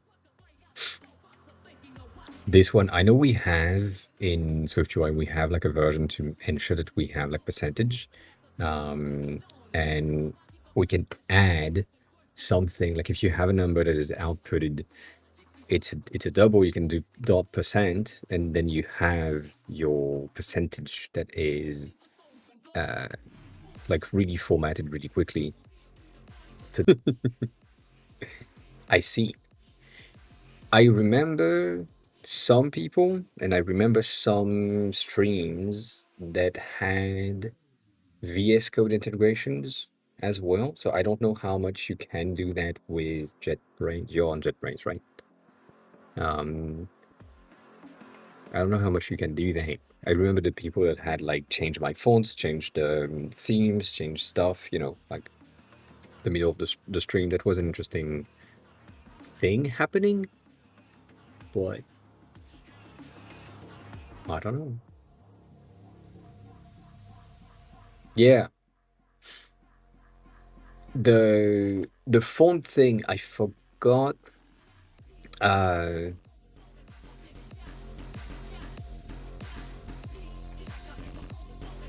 who I forgot who had this. I know that White Panther had the theme. You had the ability to change theme at some point, and then she removed it. The font was in some situation, uh, because the chat needs to type the name of the font. You ended up with Winding and Zapfino and other things. So, yeah,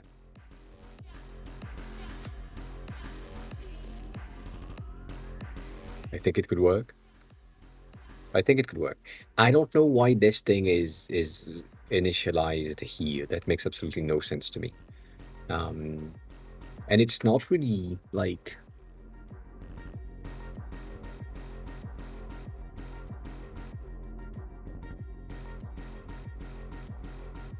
Also, is percentage and show decimals makes absolutely no sense.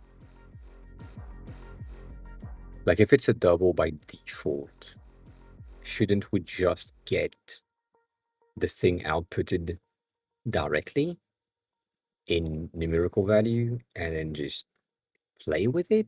Like, isn't that easier? Oh, see, that's the same thing as last time. My limited amount of knowledge is enough to make me think about stuff that would be more efficient than what the AI is thinking. But the thing that I'm thinking as more efficient is probably not feasible because I don't have the understanding. So at the end of the day, I'm just trusting this thing, but it's annoying. Natty, hi, welcome on in. How are you? Who are you? How did you find the stream? Thanks so much for chatting. I appreciate it. I am currently trying to get the animation that I used to have in a card to work the same way. So in SwiftUI, you have this magnificent content transition numeric text that is. You haven't been here before. It's the second message. So it's my bot is broken. Don't worry about it. Don't worry about it. Yeah, this thing is supposed to give me like a nice transition, and right now that nice transition is not transitioning as it's supposed to, and that's annoying. Like I'm supposed to have a transition here in the numbers that used to work last week, and now that I changed the entire system, it's not working, and I don't like it. I don't like it that it's not working, and that's not helping. So, yeah. Also, I'm not a dev, so I don't know what I'm doing, and I'm asking AI most of the things because it just makes sense to me as a designer to use these things. I don't like to do that on stream. Let's be honest. But yeah, what got it? Also, that makes no sense. I don't need to explain anything on this one.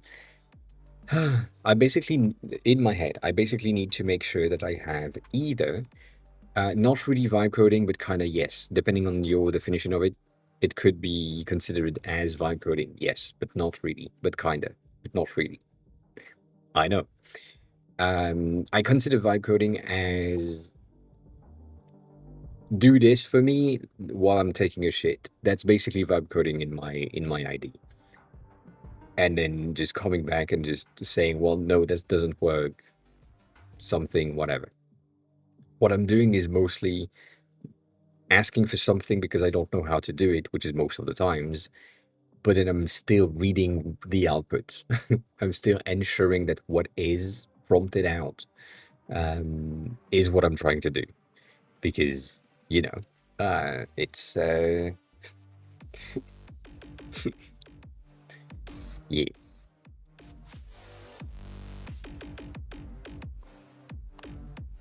But close to, yes, 100%. It is cursor, yes. It is cursor. And right now, the thing that I have is that I know that I can use a double, which is the numerical value that I would have to get the transition.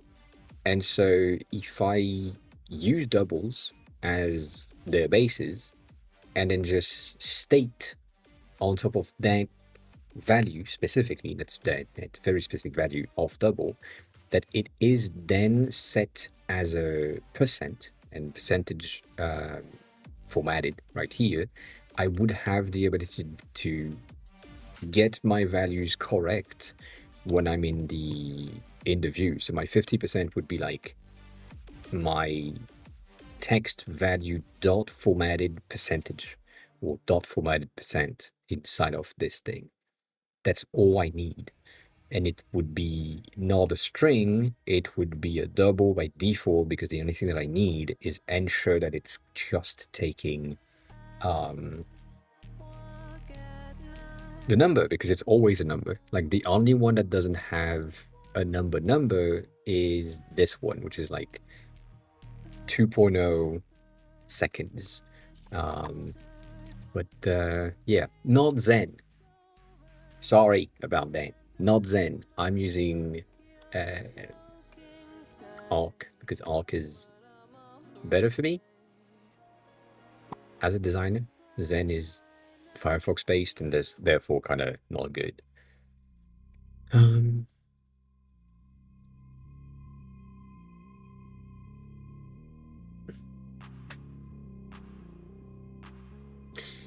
Yeah, I think the Tropy also. I kind of agree, but I don't agree. It's some sort of vibe coding, yes, agreed, but it's not what vibe coding is perceived as. Arc is Chromium, yes, and Chrome is better than Firefox when it comes to performance and design-related content. The main point that we point out, yes, the main thing that we point out when we are showcasing the difference between the two is Firefox, when you have a gradient that is supposed to be displayed, it doesn't display a gradient. It display a stage PNG, a PNG bitch ass transition thing that doesn't look good. And there are like a ton of basic CSS stuff that that rendering, as myself being a designer, I would need Chrome for the rendering of these things. So that's the reason. When it comes to dev, and I'm not a dev, but that's most of the thing that is said, the dev console, this entire thing, is better in Chrome than it is in Firefox.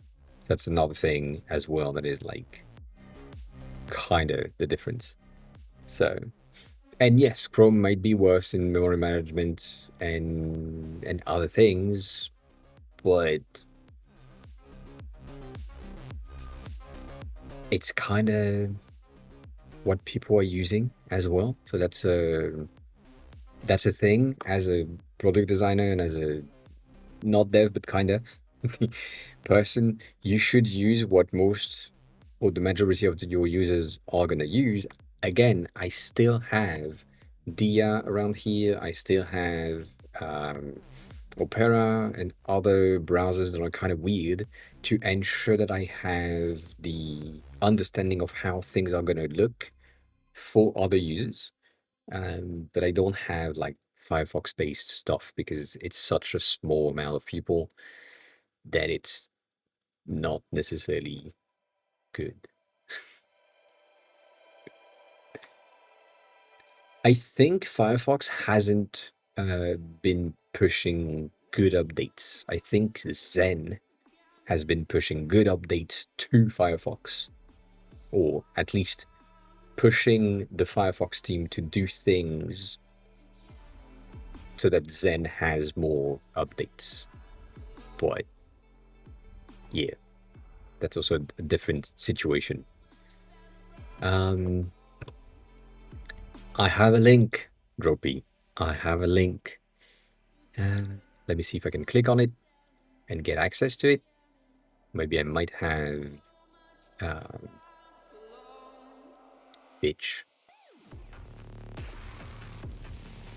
Sorry. That pissed me off. Cool. I needed to request access. The name of the thing is in the title of the file. So, if you don't want me to share the name, you know, maybe change the name of the file.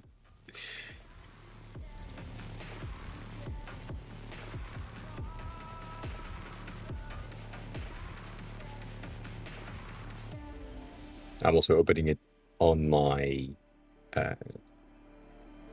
Figma interface, and I see you have a lot of comments on the side, which is good. And you tell me. And don't give me edit, because it makes no sense. Cool. What I need from you, and yes, I can show it, which is what I'm going to do in a second. I need to have context and the type of feedback you want to have from me on this one, so that I can know in which direction I'm giving you things.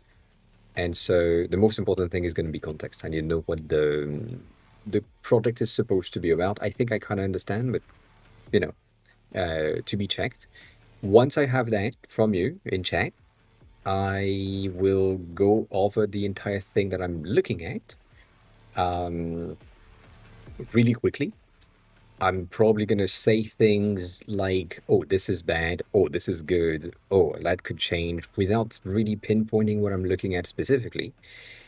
And then we're going to go either screen by screen or section by section, so that I can understand and explain stuff really, really quickly. You have a wireframe page, an asset page, and a design page in there. And I think I'm going to only look at the design page. I don't think the rest is necessary. But you tell me. You tell me. It is supposed to be to be split bill mobile app into young people and shouldn't look professional in fintech. Also not too goofy. Yes, because it's financial related, so you don't want to have that. Cool. I know I'm not showing my screen just yet. Right now, so what's happening in my head? I am scanning for the existing apps that I know. So you said bill splitting and other things, therefore I am getting database in my head of what already exists, so that we know, or I will know, if the patterns that you've used are matching what exists, so that the people that are potentially going to use your app are aware, familiar, and would not be kind of straddled by, oh, where the fuck is this thing that I'm used to have in the bottom right, for example. Again, this is mostly what's in my head, so it could have updated since then. Focus on your thought about the design and won't give it to any other definite font names. Don't care about that. Cool. Good. Good. All right. Ta-da! So, we have this thing with it, which has a name, which is right here, which you can read, but you can't read.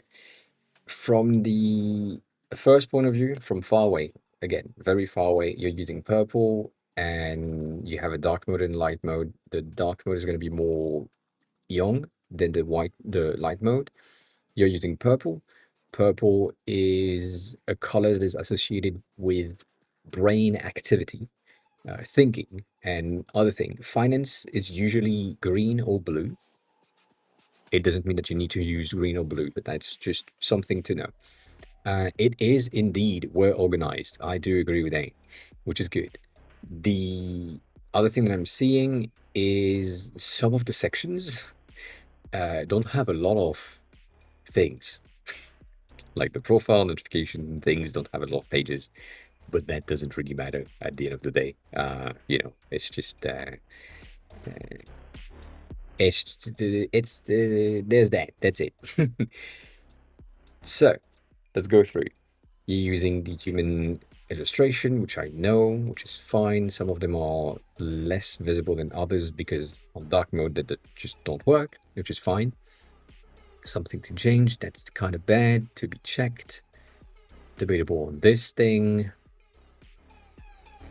I'm seeing something that is just a smidge off, but that's fine.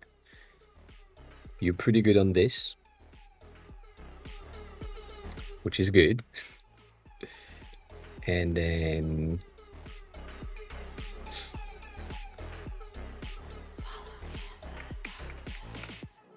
that's bad. Don't worry about it. Don't worry about it. That's really good. Cool. I wish you had this in dark mode so that I could check this, but it's fine. Then we have this change to be made here. Same thing there. That's what I was thinking about. Good. And then. If it's an app, 404 doesn't exist. Like you shouldn't let your users arrive on a page that doesn't exist if it's an app. Just first thought. When I'm seeing a 404 on an app, I'm really not liking it. Okay, cool. Let's go in details. I'm gonna use the light mode first because it is, as you just said, the one that is completed. The dark mode is not completed just yet. Just yet. What I'm seeing though is that you have everything that is organized and good. The thing that I was saying earlier, without pinpointing exactly what I was talking about, that is kind of bad to me. The sign up button, you have a corner radius amount that is right at the stage where it's a mistake. It is not rounded enough to be a rounded button, and it's too rounded to be a rectangle with rounded corners. So this, to me, would need to get like a value that is either half of the height, so 20 to 24 points of corner radius to have like fully rounded buttons, or like right now it's probably at like, I don't know, 20-ish, 16 of radius. I would put that at like 10 or 12 or 8 to make sure that you have like rounded rectangles similar to these buttons right there. That is the first thing that I saw. I was like, kind of bad. Second thing is this. You have two schools when it comes to the organization of your sign up methods currently, and it doesn't really matter which score you take, but at least you need to have consistency in your buttons and how they look. I would highly recommend you to get Google, Apple, and Facebook as lines, like one on top of each other, rather than side by side, because it makes no sense. Or if you wanted to have them side by side, have the three side by side, like Google, Facebook, Apple in a line. Or Facebook, Apple, Google makes more sense. But yeah, that's would be better. Just a small detail. It might mean that you would need to have not the names, but just the icons, right? Which would say connect with, and then you have the logo for Google, the logo for Apple, the logo for Facebook, and that's it. That's an option. But small detail. The fact that they are closer to the bottom is good because that is thumb reach. So a user that wants to really quickly use the app, click on Google, click on Apple, whatever, does the double tap on the side of their phone, be done, move on. That's the thing. Small detail. So that button is kind of weird to me. That's me being me and annoying. I'm gonna touch on that in a second.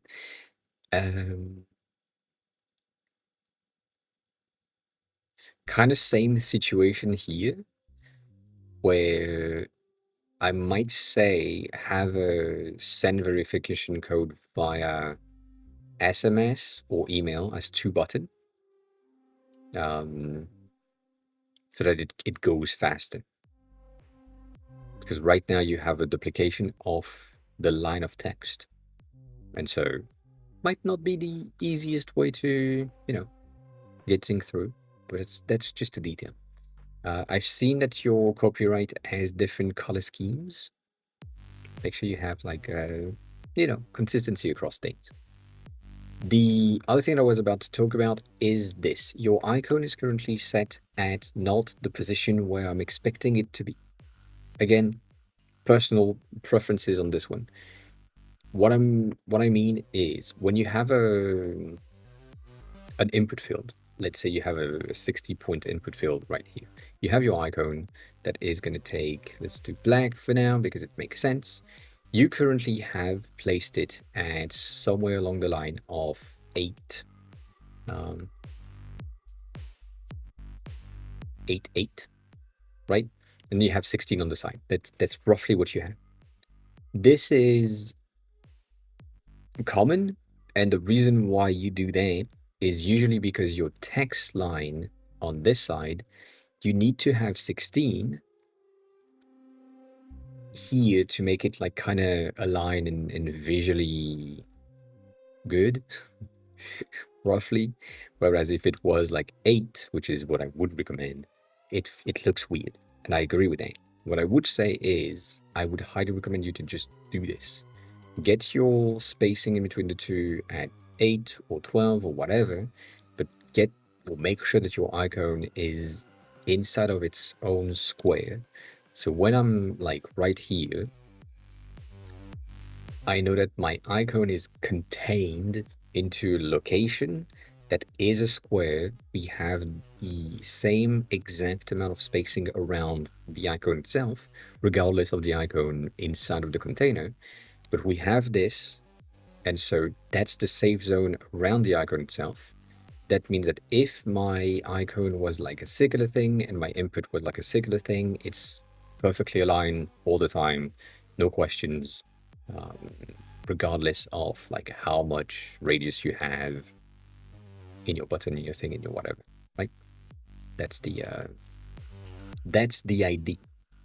So I would do that, which would change, god damn it, that's the wrong thing, which would change a bit of your placement. Right now you're at 12, 8. I would just place it for you to the left. 4 points, 8 points, to make sure that 4 points, to make sure that you have the same amount of value all around, and then that could stay in the same place. That's fine. Same thing on the other side. Button would benefit from being like aligned properly. That's your initial flow, which is pretty good. The last point, which is not really a last point, but it's kind of the last point on that create your account first initial login flow, I would make sure that my continue button on each of these steps is roughly in the same spot. If it can be in the same spot, I would have it in the same spot every time. So one of the examples I can have, if I do have it, obviously I'm looking for something, so I'm probably not going to find anything. My onboarding, for example, is kind of the same concept. It is the same concept. Like your login page is the onboarding to an extent. Right here, I have my continue button that is at the bottom. If I move on to the next one, it's changing to previous and continue, but it's still in the exact same spot. If I move on, same spot. If I move on, same spot. Right now for you, what's happening is you have a button that is right around here, and then you have a button that is right around here, and then I don't know if that's like different position, but it basically relocates stuff. Like these three are kind of the same position, but not exactly the same. So I would get a bottom section, potentially that contains your copyright and the continue button.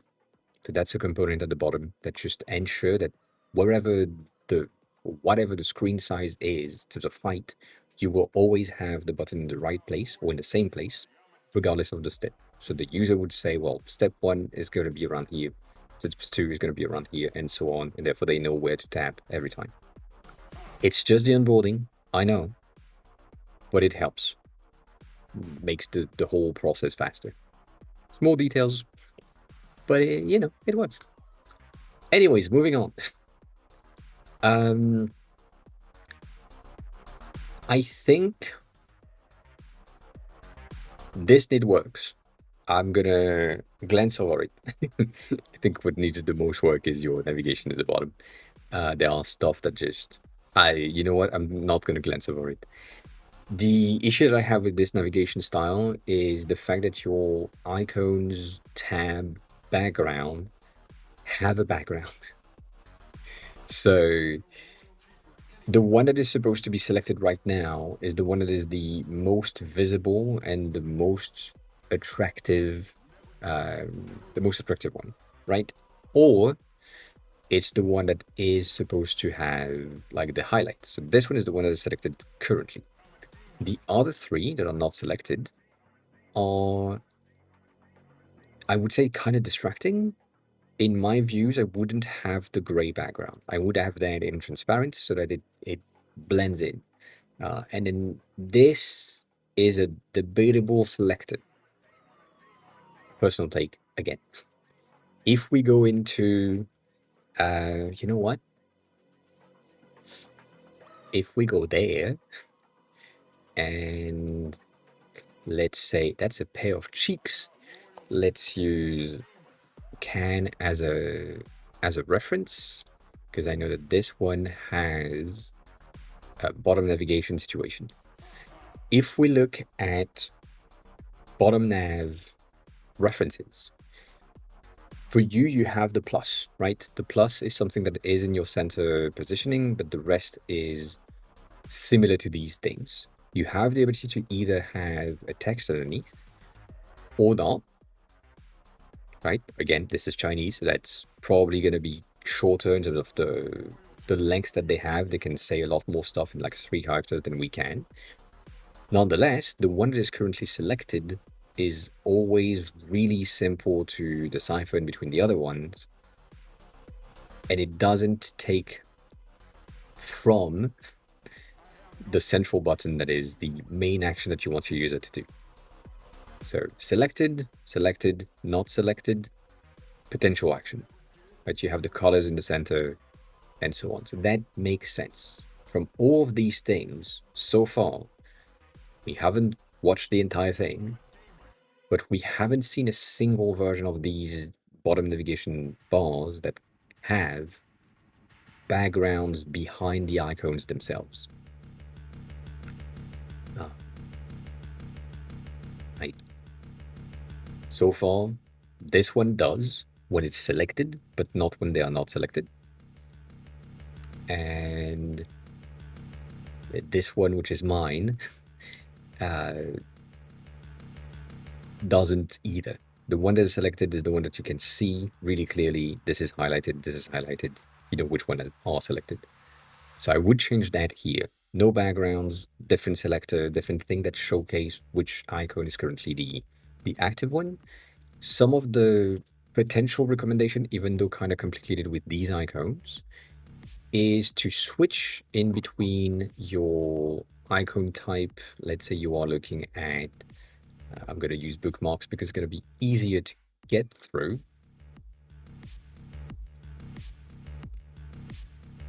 Right, so if I'm using this icon in line icon version, and then moving to the solid version, I know that the solid version is the one that I'm currently selected and I have active right this instant. This is the way in the YouTube app. This is the way I think on TikTok. And I think it's the way as well on Instagram, where basically most of your icons are going to use lines, which is your current set of icons. But then when you have the tab that is selected, you transfer or modify it to be the solid version of the icons. So I would do that. That's the first thing. Second thing is your plus. I would highlight it way more than anything else. Like something like this makes a lot more sense to me, to be like above and prominent, so that the user knows that, you know, it's the thing that you want them to do. Right now it's kind of in the center and it's fine, but based on the app itself, I feel like it might benefit from being a bit bigger. At the end of the day, that last feedback is not necessarily something that you need to listen to. Like, it's fine. If it's just there, it's fine as well. Moving on. You have new groups. You can define the colors of the groups, which is good for reference and checking who is in there. Define who is inside of that. You can change the cover. That's, I don't know. That's to be checked.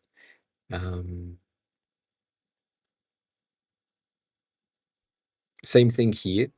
Your space 17.5 and then 1616 could be better. The reason for that is that these things is at 59 because your space in between the two, based on the line height of the elements, you have something that is wrong. So this one, for example, is 27 in height in total, and this one is 24 in height in terms of your font line height container.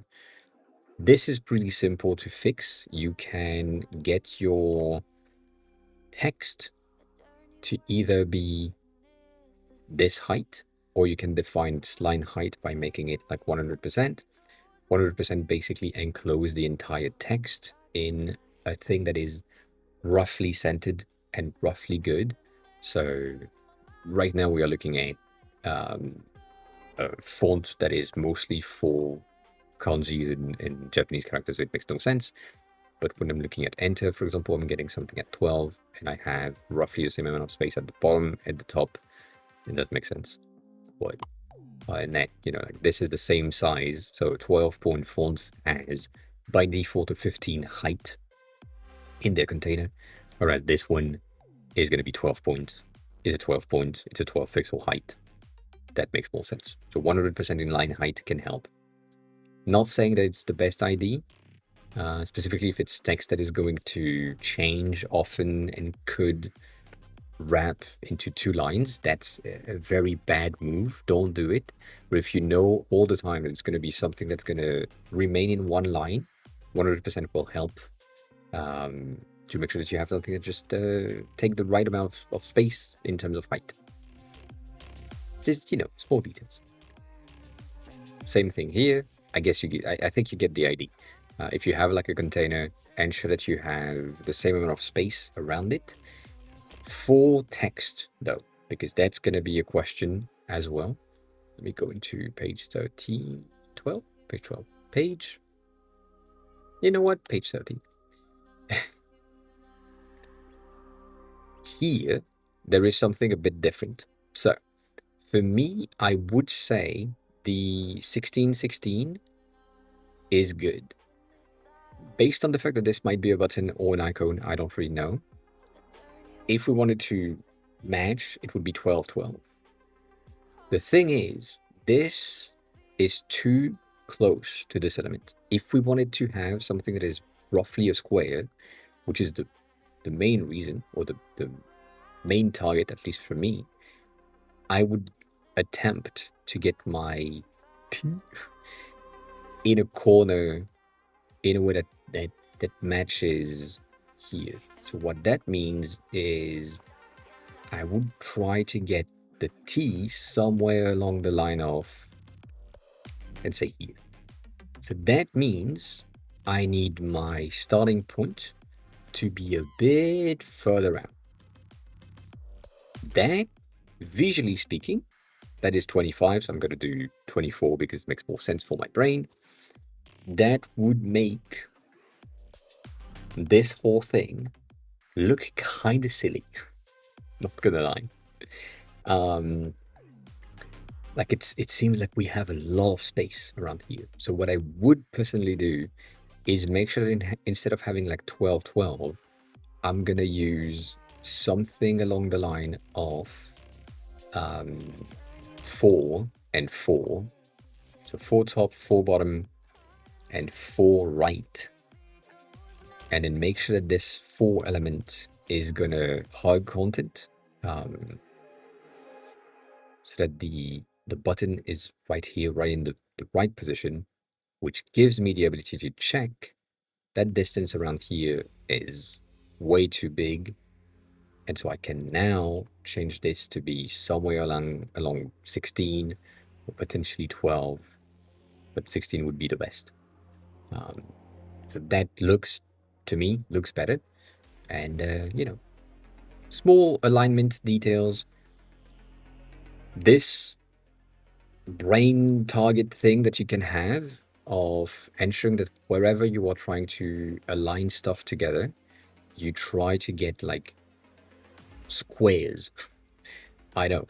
But you attempt to be as close as possible to ensuring that you have like some sort of a square in the rendering of things. So right now we are like 1 pixel off.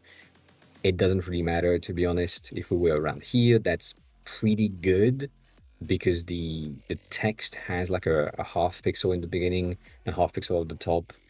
I'm fine with that, like 16 and basically technically 16 at the top if it was 100%. But that's a way of remembering how to align things together. And so, just making sure that you have squares here and there. Here, for example, that doesn't really work with it because this icon is not a square, but its container is square through the parent container. So ensuring that you have squares in the corners helps with alignment all the time. That's just a small detail. These cards, I don't know. Mostly I don't like the gray in the background. That might be a me thing. That Will Smith Shrek thing, top tier profile picture. Nothing to say about it. That, yeah. Good job.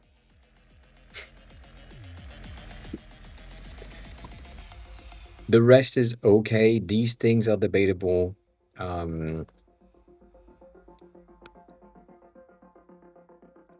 That's the same situation as earlier for the connection code by SMS or email. I would say, yeah, I would say invite friend via link or QR code.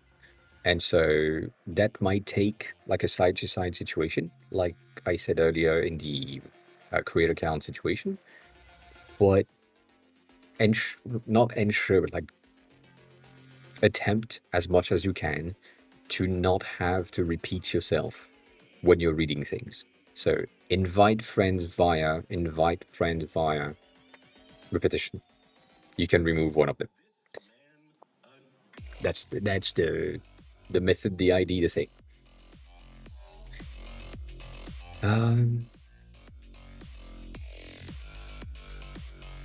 Interesting. Same situation here.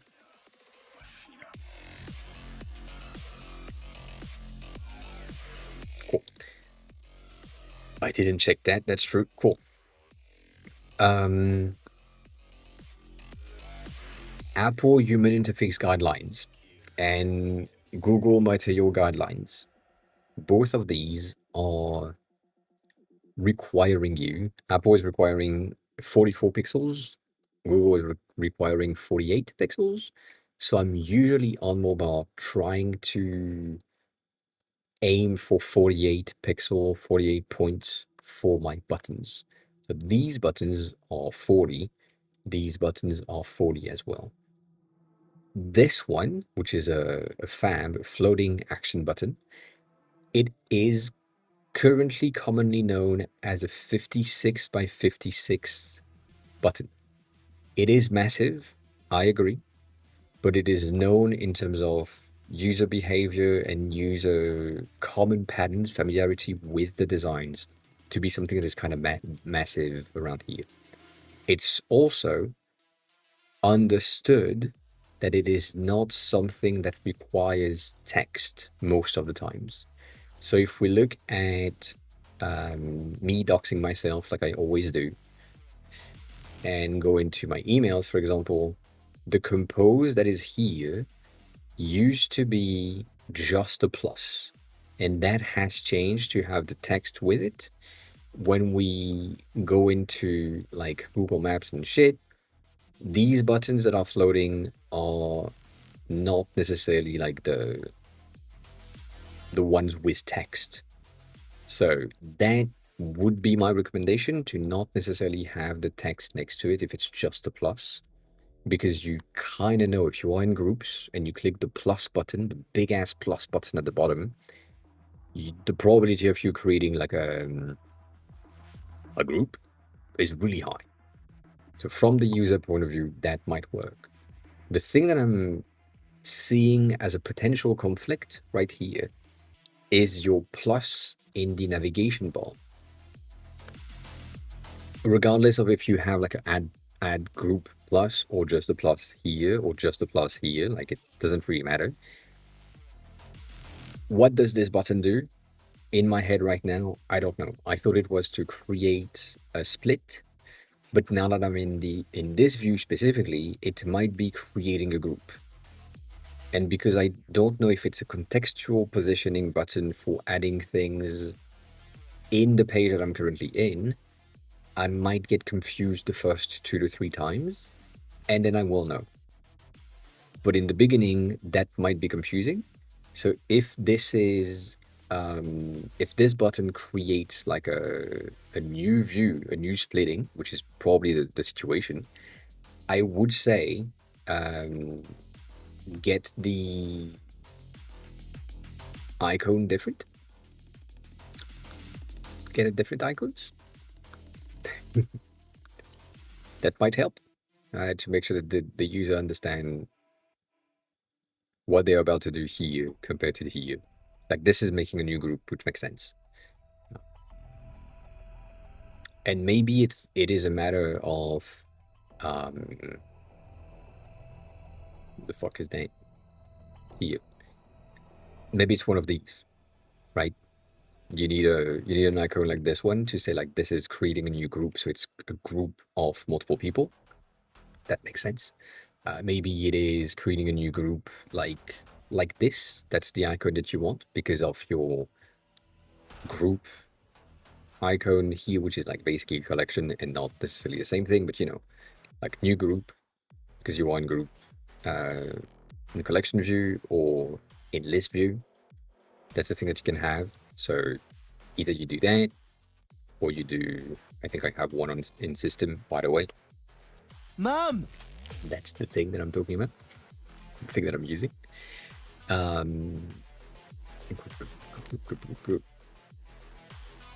System, where you at? I don't have a new list. I do have list, but I have playlist more than list. Details.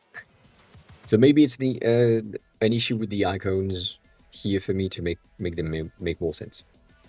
Small ass detail.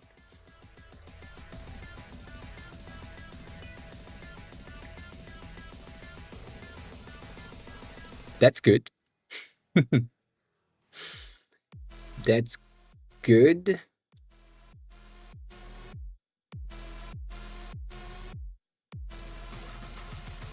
However,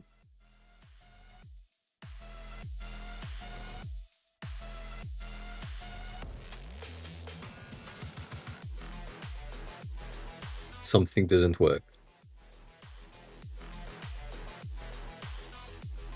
Yep, something is not technically gonna work.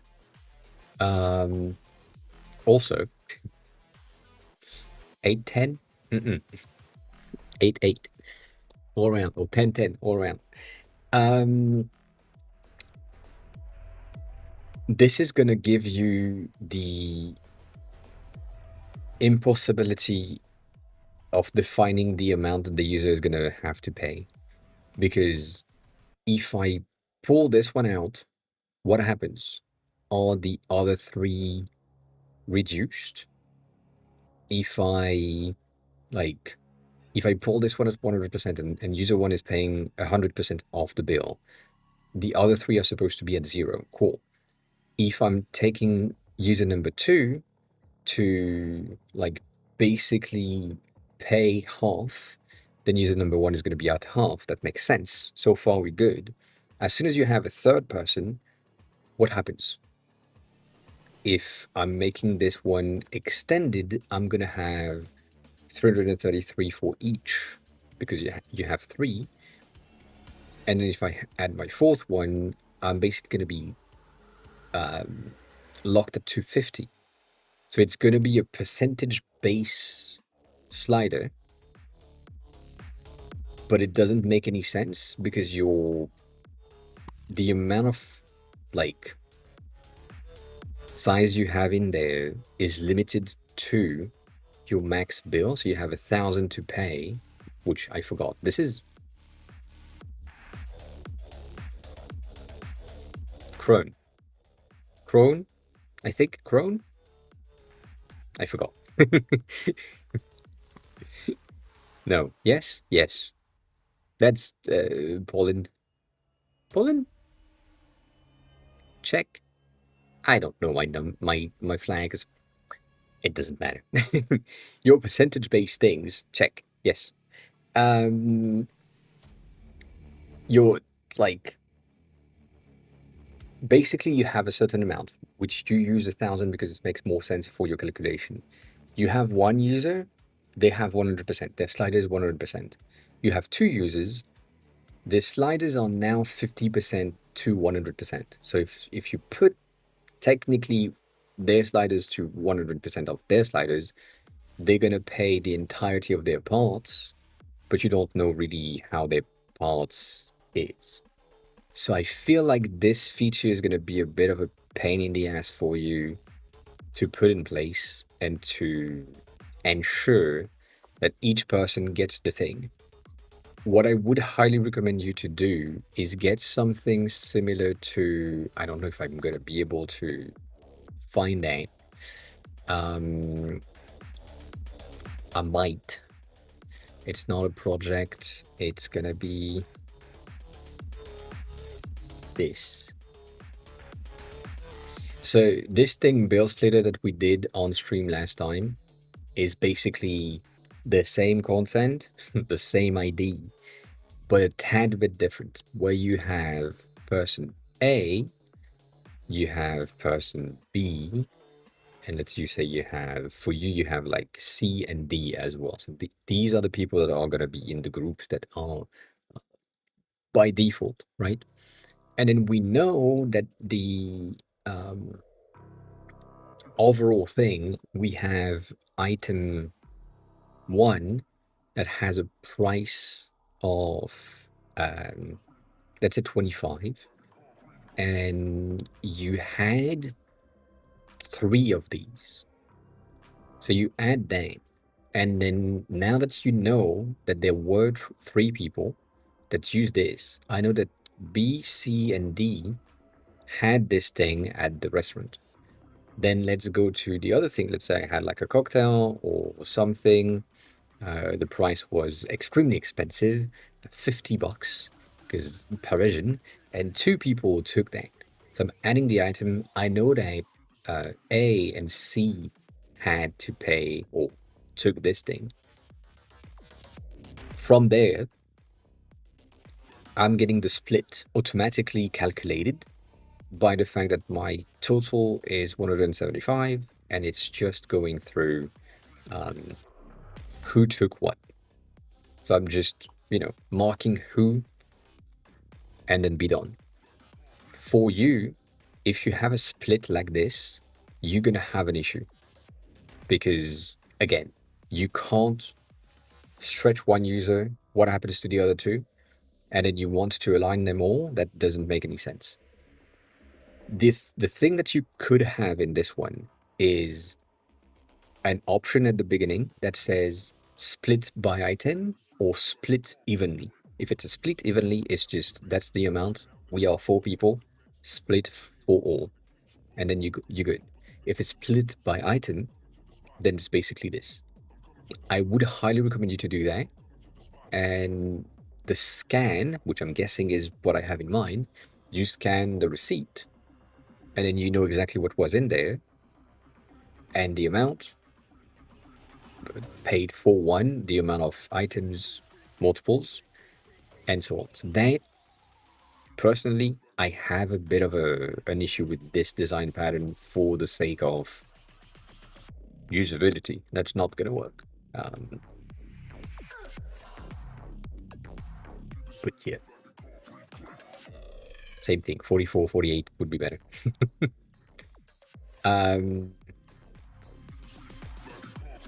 So that's about it for this flow. The other thing that I don't like is, that's personal takes. These cards feels old, and you have your scroll view that is cut too short. So that scroll view here could be visible still, or at least visible up until the navigation bar. That would make more sense, rather than having them like cut like this, unless you have done this here specifically because you think about Android and you have the navigation bars at the bottom. So yeah. Yeah.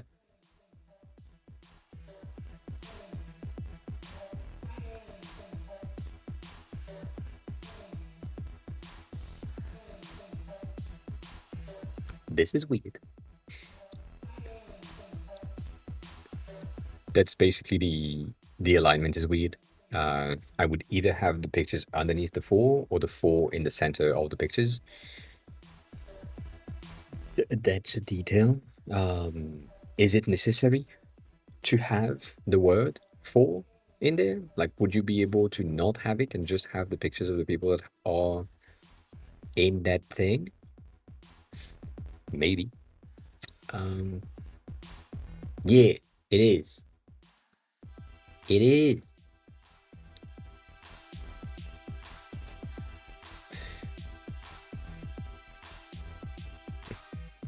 So same thing here.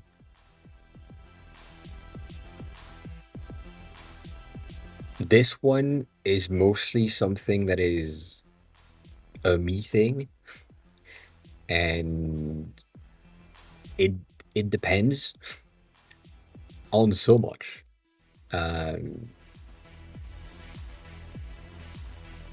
But it is a me thing, where the shadow you have right here is way too strong and not diffused enough. So I would have this at like 50, 48, something like this.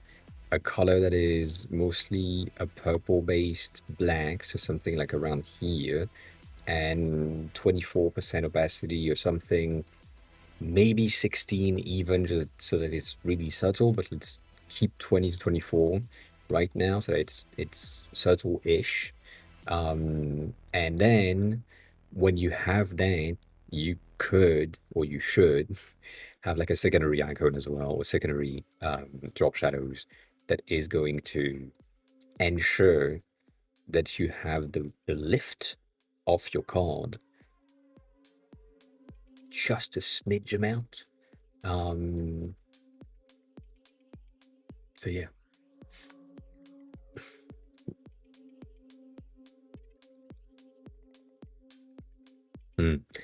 I don't think this is a profile enough.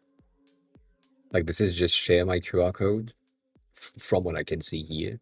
So yeah.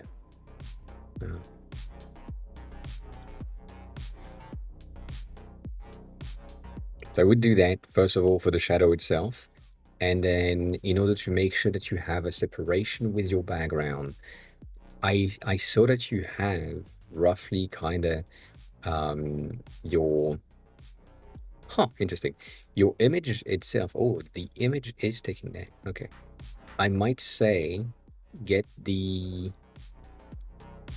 background kind of grayish or gray-o so that it stands out, or the card itself stands out and is visible in rendering and so on.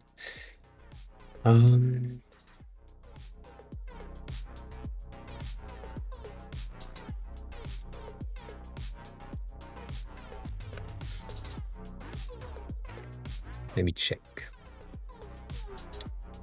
I have some ass exactly on purpose. You have this as a preview type that is kind of similar, but it's just like, it's basically just a sheet that pops in. And the thing that I was looking for, though, is not that.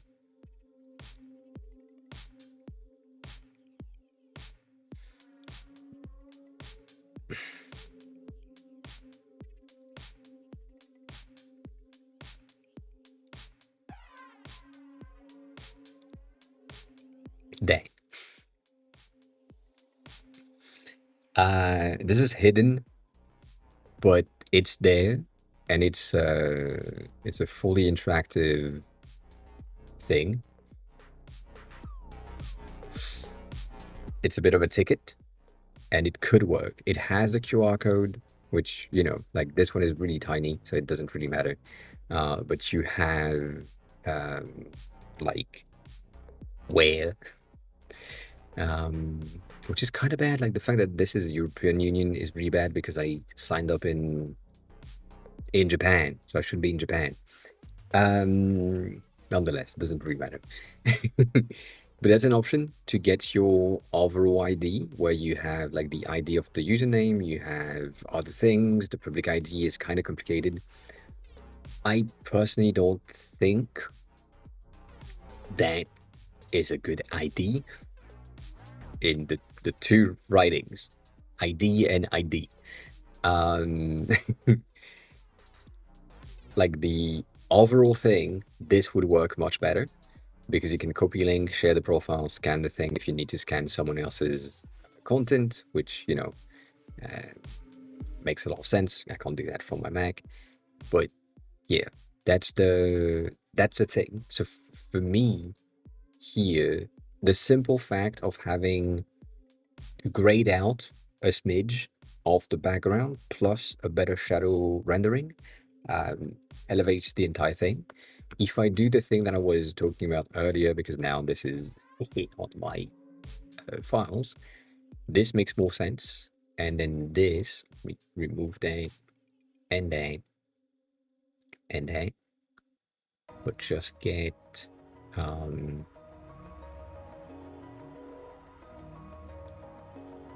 I'm gonna do that bad, and it's gonna be fine. Let's do drop shadow. Let's use our purple, and let's make sure that this has a fill of white. That fill is gonna be 1%. It doesn't really matter.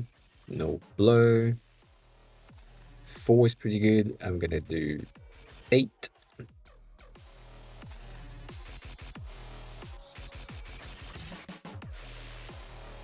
Can I do that? Is that a good idea? I don't think it is. Yeah, it's not. Oh, it is? It's not. I would do something like this. Personal take. And I would also do this. So basically, if you want to stay in the line icons, I would get your icons that are not the one that are selected kind of grayed out, not too much, but kind of grayed out, so that you still have them invisible, and then the one that is currently selected has the selected underneath, and that's it, rather than the kind of bulky thing that you had earlier. Anyways, that's not what I'm supposed to talk about. This would not make any sense to me, and I would rather you don't show me this. Going back to what I said, not on this one, Here, where the fuck you at? There, repetition is not good, but also complexity is not good. You don't want your users to have to think about what is going to happen. Specifically, here, this makes absolutely no sense. The only people that would be understanding a hash for a profile is the people that are into like cryptocurrencies and crypto wallets and things like this, because they know, like, you know, your 0x whatever. That makes sense. That's something that we are used to. But since we are using um god damn it, um I forgot, ENS domains, and you have like a whatever dot eth or whatever dot, I mean, for eth it's going to be whatever dot eth every time. That is basically um, the easiest thing. Um, so when you have like your currently unique ID, and you can replace it with something that is easier, that do that as much as you can. So I would do that here, and I wouldn't even bother in displaying it. I would just say copy public ID and then share whatever with link and then the QR code. Like, that would be much better. Anyways, some more details on this one. You have your notifications. Notification needs to have something a bit better than this. That's debatable. That's mostly like a design thing for me. And then the last page is this one, which is pretty good. I might have said the background gray here might not be the best option, but it kind of works. There might be a need for specificity for how things are gonna kind of look. So examples, presentations always help. If I'm here, you're using pop-ins, god dang. I am kidding. Pop-ins itself has basically on this one a line of 1.2. That's the thickness of the font itself. Your icons are currently set to roughly 2 points. So you would want to get these thing to be in medium. If there was like a semi-medium, whatever in the middle, it would be better. But if you had something like medium instead of your regular, you now have something that is mostly aligned. There is coherence and cohesion in between your icon and your text, and that makes a lot more sense. Visually more pleasing, visually more unified, and kind of better overall. So that is something that I would recommend. Doesn't mean that you need to do that for every single text pieces, but if you just, you know, make some hierarchical definitions like that, and you ensure that your search is roughly like the same thing, because your icon is going to be there, like this is probably going to be a 16. And let's say you have, how much do we have? 8. Let's do 8 as well on this thing. Have my alignments that I was talking about earlier. That would, to me, make a bit more sense in terms of hierarchy, so that you can see the things. And based on what I'm seeing, I don't even know if you need the dividers themselves, as long as your distance in between things is greater enough or big enough. So let's say I'm here, you're currently at 32, let's put that at like 48, which is lower than what you had, but still, I can still see the differentiation between elements, and I can still differentiate the section really clearly, because I have the titles, the spacing, the differences, all of that makes a lot of sense. So That's the thing. If I were to, though, see.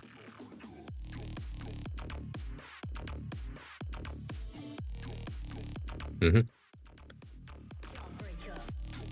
using 100 on this one. It could be a 100 as well on this one, but it's kind of weird though, so might not. Maybe 200 could work, but also 200 would be debatable. Yeah. No, your 400 is fine. It's a fine differentiation. It's not good enough of a differentiation for me. And specifically when you're on stream, you might not even see the difference. So, you know, that's a small detail. But yeah, that's the thing that I would change on your settings. And just for consistency, one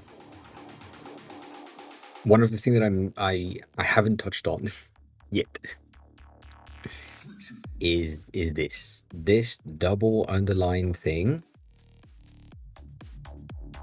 It stands out as bad, and it stands out as bad with my heavy bias on this thing because it is the type of underline that we used to do when I was working in print. Everything that is like flyers and posters and things that we needed to have emphasis, a single underline didn't really make any difference, but a double underline kind of makes sense. And so to give it a bit of a quickiness, we made one of them a bit shorter. Usually you made them a line left, another line right, but it's a different thing.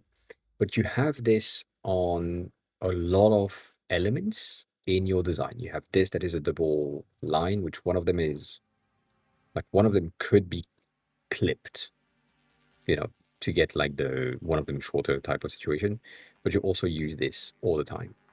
What I don't like about this is it doesn't really work with the defined pattern that we have. And what I'm talking about on this one is material design, iOS design, all of that have defined patterns and things that we, as users, are expecting to see. So if I'm looking at whatever the fuck that is, that is going to be my toolbar, the thing that is supposed to be the title. And so most users are going to expect the title, this is iOS 26, so it's different, but still, are going to expect the back button to be above a big ass title and a subtitle underneath. Not necessarily centered in big. And so that's the thing. I think centered it might be on macOS, but that might be the only place. So yeah, these navigation titles that you have are kind of out there for me. If I go into regular iOS 18, which is a common thing that people currently know, it is the same thing, to an extent.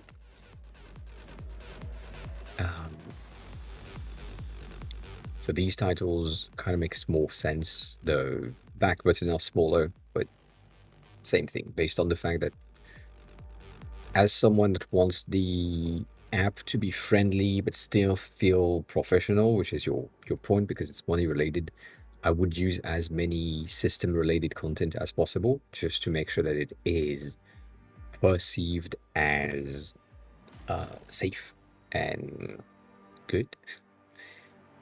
And that we're talking about money, so that it's system based and so on.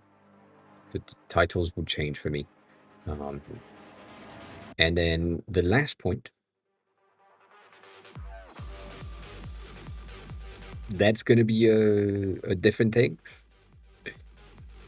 But have you looked at existing UI kit on Figma that you could reuse? Because that might help you as well to go faster in terms of defining how things are supposed to look like. As you said earlier, you are not necessarily sure about some of the design, like the profile view. You didn't really know how to do that. You liked it a lot in the beginning and now you don't like it. One of the things that I could say is if you go into the template and tools that you already have around here and you look for something like, I don't know, a banking app, because that's going to be the easiest thing. That as a starting point, not looking at any of these things, but as a starting point, this exists. It has officially 200 plus screens that are free screens that you could use and just copy something from one of these UI kits and say, well, this is going to work for me specifically because that layout kind of works, right? I like this thing for the cards or for the previews or for the whatever the fuck that is. Like, let's say this is your profile view and you like this, then you can just copy paste this thing. That's an option to not like forget. Maybe this works for you for your profile. I don't think so. But, you know, don't forget that this is an option, that we have a ton of these at our disposals. And again, that other things like UI.live, if it's still available and if they have stuff right here, you might be able to get things really quickly. So let's say I'm looking for a user profile. I'm just going to type profile because it's going to be easier. From there, I'm getting profiles that make sense. This one is a crypto related profile, which is kind of similar to what you're doing. Not exactly the same, but kind of similar, right? This is the entire thing. And from there, let's say you like it, you can click on the Figma button at the top and then it's done. And then you can just, you know, come here and just Command V and boom, I have the entire thing available. And I can just play with it. And for you specifically, all of these fucking NFTs underneath are not necessarily good, but maybe the top is what you wanted to have because that makes sense to you. You will have your profile. You might need like the QR code somewhere, but that's like really, really, really quickly getting something that looks good or match with what you wanted to have. And yeah, it took you 2 clicks and a search. If I look for crypto, for example, I'm sure that I will have like a ton of things in there that would work for your concept. Nonetheless, right? I'm not saying this because I think your design is bad or whatever. I'm saying this because you have the potential to get something that already exists and therefore not think about the sections where you have a bit of an issue with. Specifically, when you are doing something and you're like, I don't know if this is going to work, look around. There are stuff all around, specifically in the Figma community, that are free, not necessarily good, but free. And then on the internet, UI.live is pretty good. On UI 8, which is my other recommendation, it's the same company as UI.live. You will have the ability to get like resources and references of stuff. So let's say you are looking for a UI kit because basically that's what you need right now. You need a UI kit that is related to crypto because that's banking related, right? Here, you will have the ability to just look at. This is not necessarily saying that it is going to be the same thing as UI.live, where you can copy paste whatever, but you can get inspiration. So let's say you like the design of this one because it's purple. I don't know. From here, you might be able to look at their design, the thing that they have already done, and define that some of the thing that you are seeing in these presentations match the design that you would like to have. you can use that as a reference and say, well, I do like this view for profile, like that's making a lot of sense. Maybe I could have uh, my QR code right here. I could send and swap and do whatever the fuck you want to create a new split. That's an option. So that to me, that's the idea. Uh, I mean, the initial thing is purple, so that makes sense. So UI8 is really good because it gives you references of content. Figma template and tools is giving you things that you can have access to. Some of them are going to be paid. Be aware of that as well. Not that you can pay for anything without knowing. That's good. But you may have at times the ability to just go into something and then you open the file and the design is like 4 screens, and these 4 screens are basically PNGs, and there is a link in the first thing that tells you if you want the full access, then here is the link. That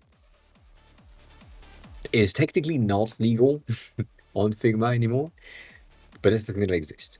And so sometimes you just see things that looks like it's going to be really good because they present to you like a lot of fucking screens, and then you open it and there is like 3 screens. It's not good. Nonetheless, still good references, good resources for whatever the fuck you want to do. Overall, I think you have a very good authentication flow, like that contains all of the pages that I would expect to have. No question on this one. Login, like sign up, login makes sense. Making sure that you forgot your passwords, send a password to the email, have like confirmation numbers and code and stuff, that makes sense. Again, simplifying, compacting things is going to make a huge difference for everything all the time. And then when it comes to this, there is a design things for me that is kind of not working, but that's a me thing. What do I think about the logo? I think it's nice. The thing is, Chop Chop is already an app, and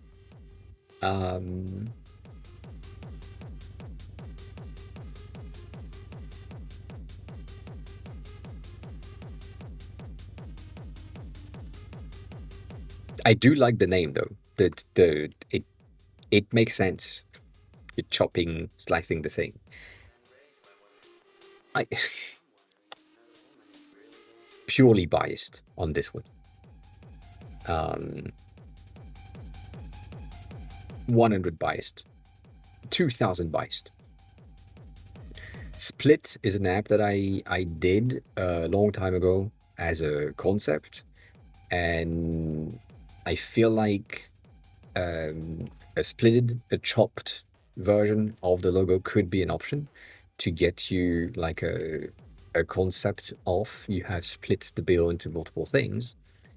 The only annoyance with this is that you are splitting in 2. And for you, you are not splitting in 2.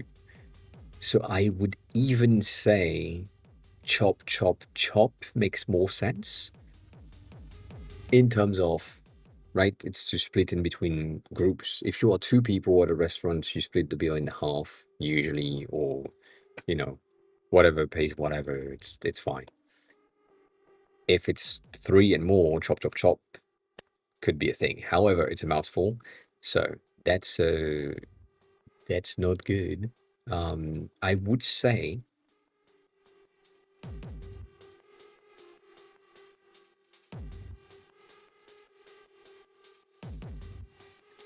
put that in white. I I could see something like that.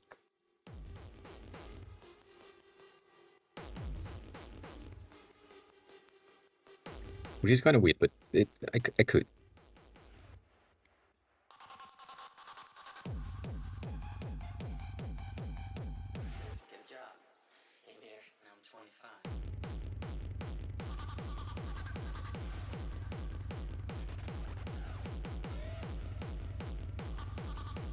It's not really recognizable, but yeah, I I feel like this could potentially be an option to get the ID through that you're chopping things.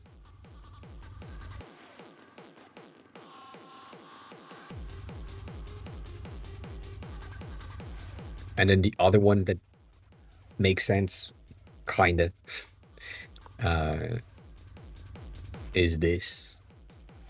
Like, this is the usual. Like, a lot of people are using this for duplicating the words, you know, like that's an option. I do like this though. This is a good overall idea of getting your split in between things. However, I don't see this in the app. I haven't seen a single place in the design that gives me like a donut chart, and I'm like, oh yeah, cool. I could 100% use that donut chart thingy. You know, like that's. I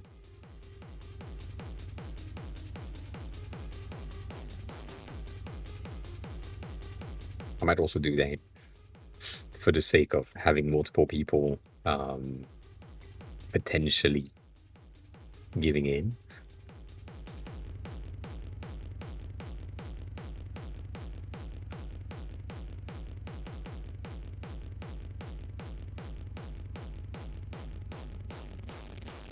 Because right, that's the ID. At least to me, that's the ID. I I I think at the end of the day, I wouldn't even have it twice. I could see this be good enough.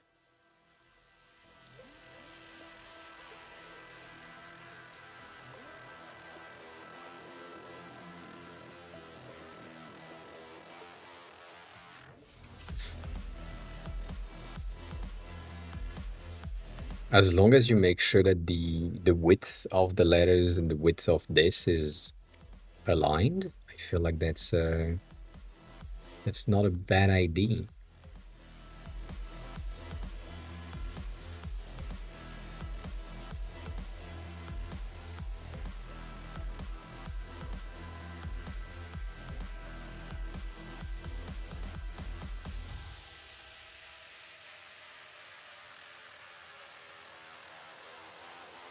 But you can play with things.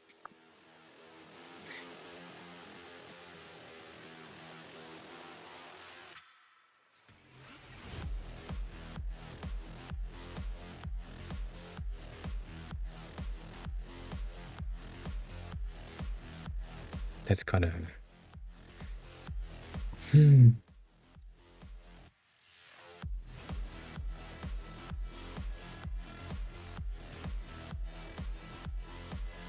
that could work.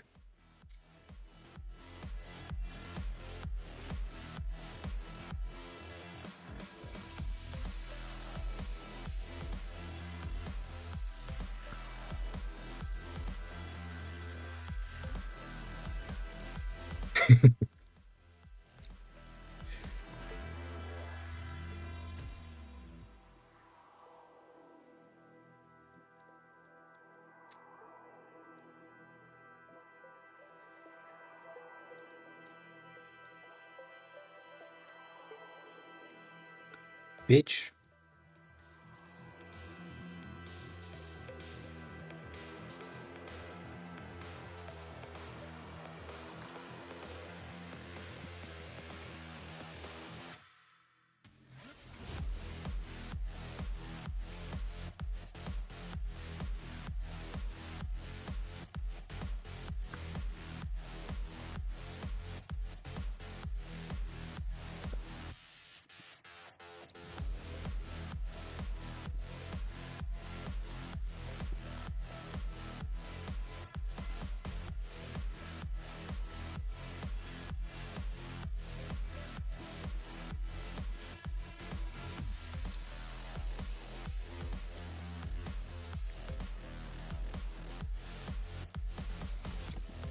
Yeah, that's a bit too strong.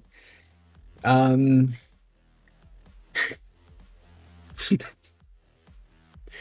No, I don't think the future of gooning is AI based. I do think that the AI thing that we see in porn is really bad overall. Like the output is really debatable.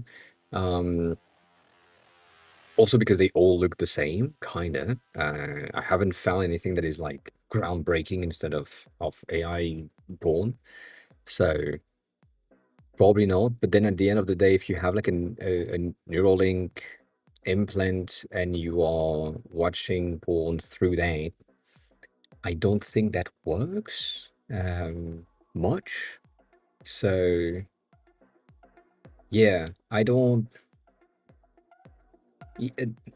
No, not entirely. But then again, why not? But that's a very impressive first message. Welcome on in.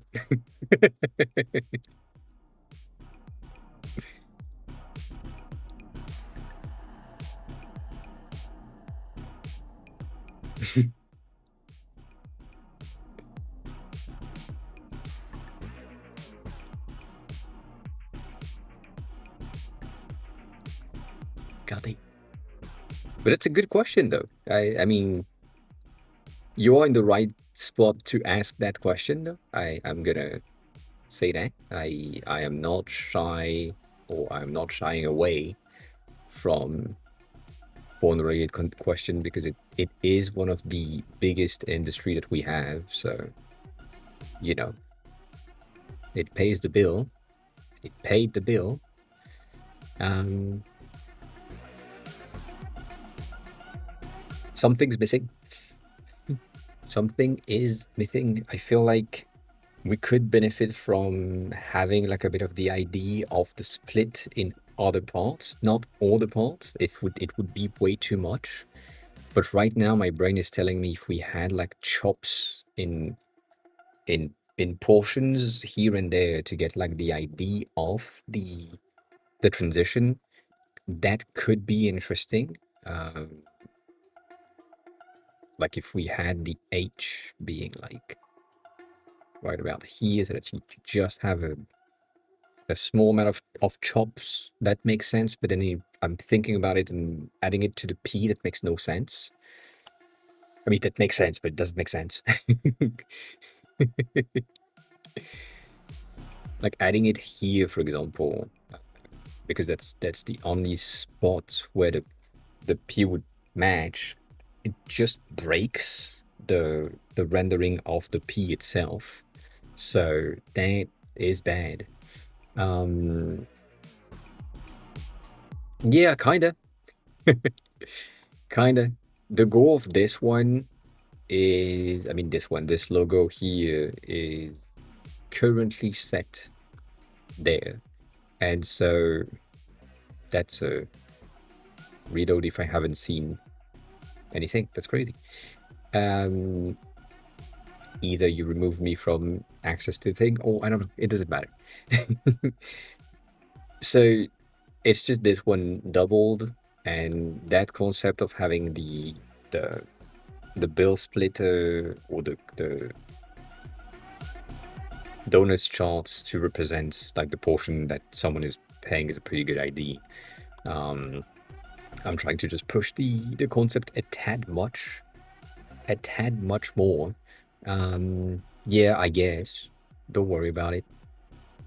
It's just moving me away. That's fine. Um, so yeah, that I feel like this is a potential, right? Giving you something right here. You could also do something like bitch, something right about here instead, so that it doesn't really like cut through. But it's also kind of less good. I feel like this is okay. It has the H has an issue. The issue is it's too wide. I get it. but it's working. And there is like an issue with the spacing in between things, the kerning in between elements.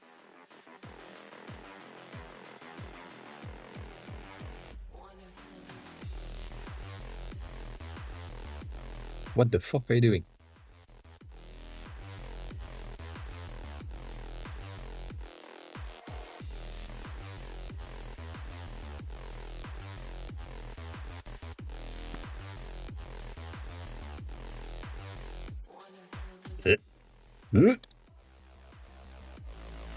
That's wrong.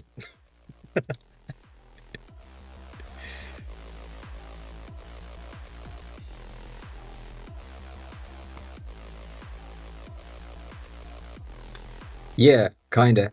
It's a split. It's a bill splitter type of app. So it's dividing the portion of the bill to different people. So I'm trying to get the idea of the split and the chop of the bill in the O that was Dropey's first ID, I think. And then I am right now, Severin is now following. I'm kind of adding this to the H. I'm thinking about adding it to the P, but that is not going to work, so I'm going to not do that. Severin, hi, welcome in. How are you? Who are you? How did you find the stream? Thanks for the follow. Welcome in. Again. Right, the other ID is this, but that looks weird. And also, it brings too much of that one concept to the logo itself. So I feel like this would be better. It could make something from France, from France, from. I see. Work on it. If you have any questions about Figma, about design in general, feel free to ask, as always. But yeah, bienvenue. Bien le bonsoir. All that. So I do like the H and O kind of splitted. I feel like the H is kind of weird. It's a good concept to have the split at this point specifically, but also I don't know. I feel like maybe not. Maybe not. Weird. Color schema limit. Kinda. I do like to work on logos in black and white as much as I can. Also, the 2 is kind of too much. And it needs to be rounded the fuck out. But I like. Can I think for a second, please? Just a sec, brain. Just a second. You know.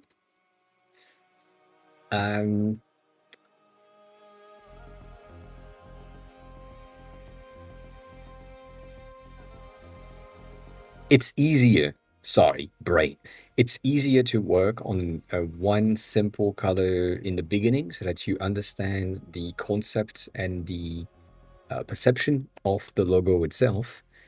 And then once you have that perception done and good and working, you can add colors if necessary. Like for example here, because the logo is purple in the first place, I think it would be much better to have like a different color scheme here and there. But yeah,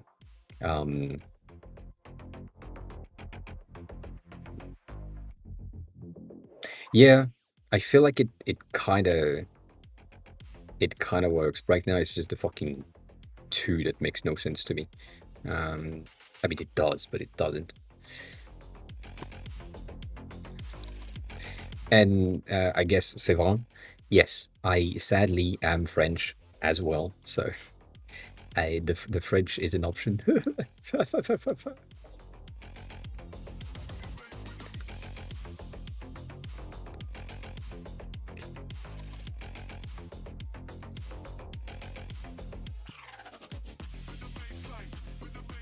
I do like the new logo though. I'm not gonna lie on this one. The new version that they have with the transition in blurred, I feel like it works a lot more than what people are saying. I'm using the wrong tool right there. That's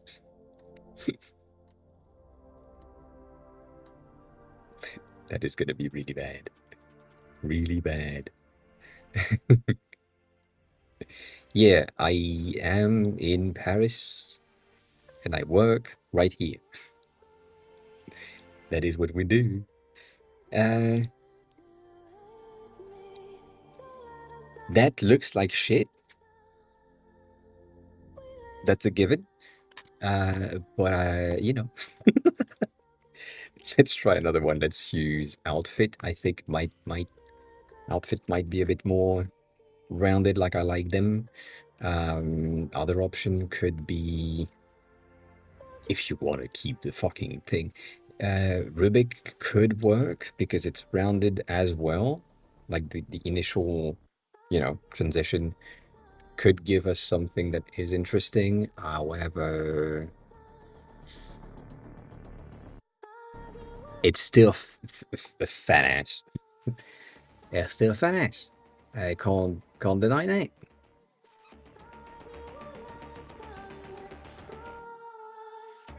I don't know. I don't know. I don't know if the two is a good idea. Droppy. I would say that's the thing right now. I'm unsure about the two, and I don't think this concept would work if you had two um the naming duplicated. Like that would make no sense to get like the whole system. So might not do that. Um and the P is pissing me off again. Um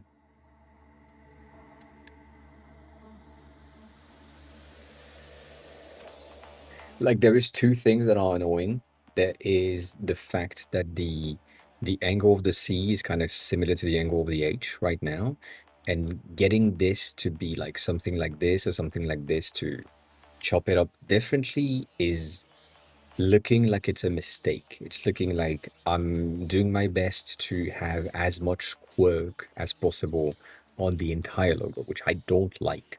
I think that's a very bad idea overall. The other thing for me is I might just do that, even though it's really bad, to get the H to be like shorter, but then it's just looking bad, and I don't like that. So I don't know. Yeah, but that's the thing.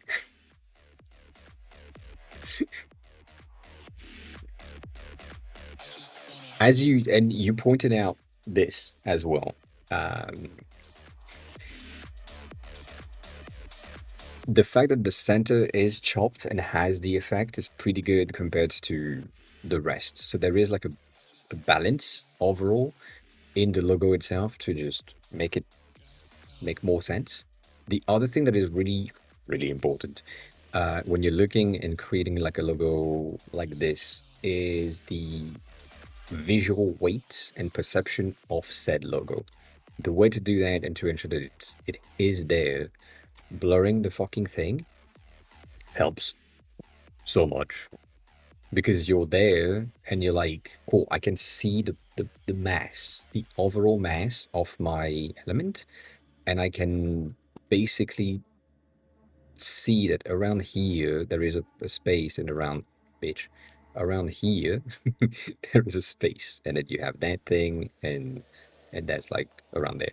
But that's the overall weird ass Texas shaped element that is going to be the perceived shape of the thing, specifically with the two. As long as you remove the two right here, it is a bit more balanced overall. If Chop is a name that is available and that you can have access to the domain, as we said, app dot whatever, whatever dot app, if that exists, or if it's like equipay, or if it's something else, like it. Nonetheless, it does exist, and you have the ability to do other things that would work. What I would do though, right here, is ensure that my overshoot and undershoot are on point, and right now they are not. So yeah, there is a lot of logo work that needs to happen to make sure that everything is in order. But like again, this pitch is not gonna help much.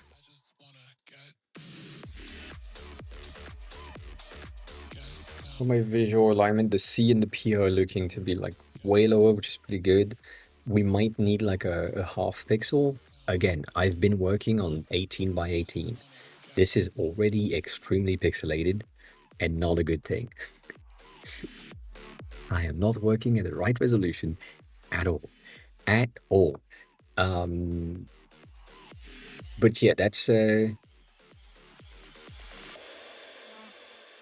I wouldn't say this is where I would go as a final logo entirely. Kinda. But do we have that stream file?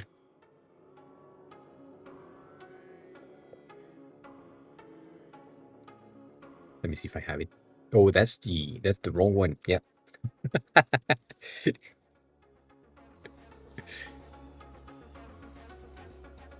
Gugu, hi, welcome on in. How are you? Who are you?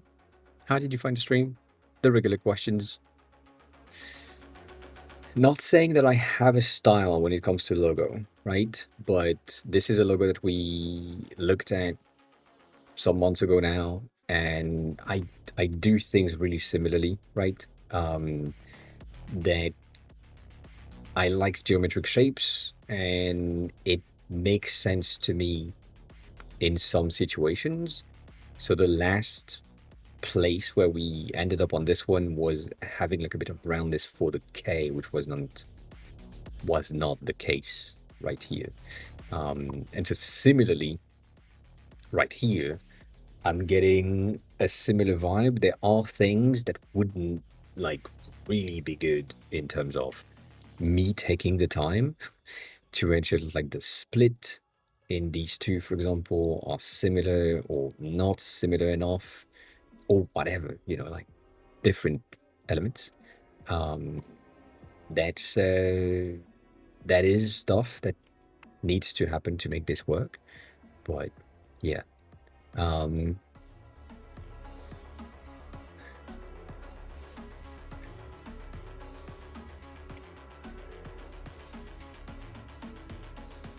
I see. I appreciate it. Thank you. Thank you, Twitch, for putting me at the top. I appreciate it. Yes. Welcome on in. There's also this. That's just my brain speaking, which it's always my brain that is speaking, but if you cut the O too much, you will lose the O, and you would end up with something that looks like a different letter, and some people will read it differently. So there might be a need for a different ID in there. The other thing that I didn't touch on this potential logo ID things, Droppy, is if this is the concept, going back to yours, if this is the concept and you want to have like a percentage base donut charts representation here and there, add it to the app.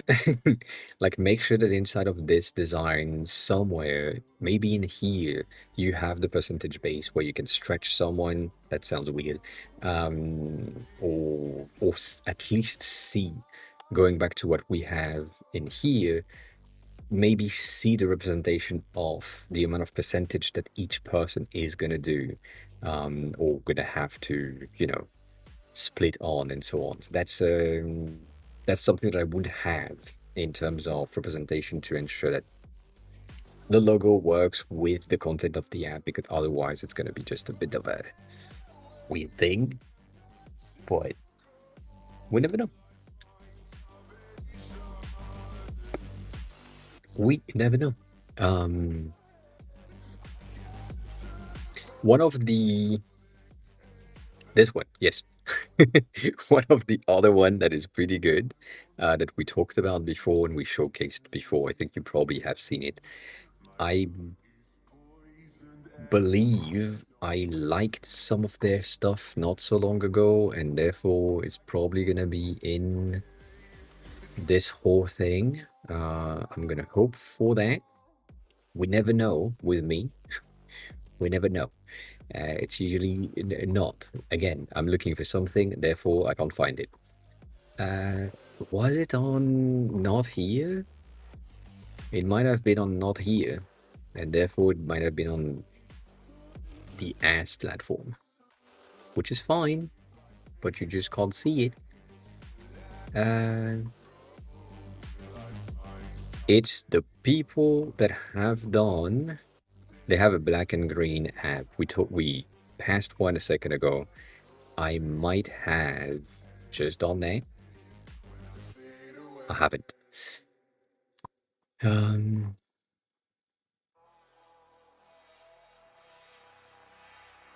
I think it's 100% there and not here.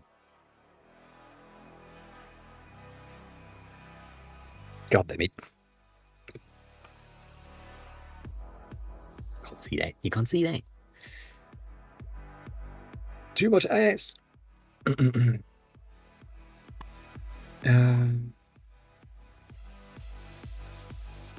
Yeah, that's way too many ass. I'm not complaining.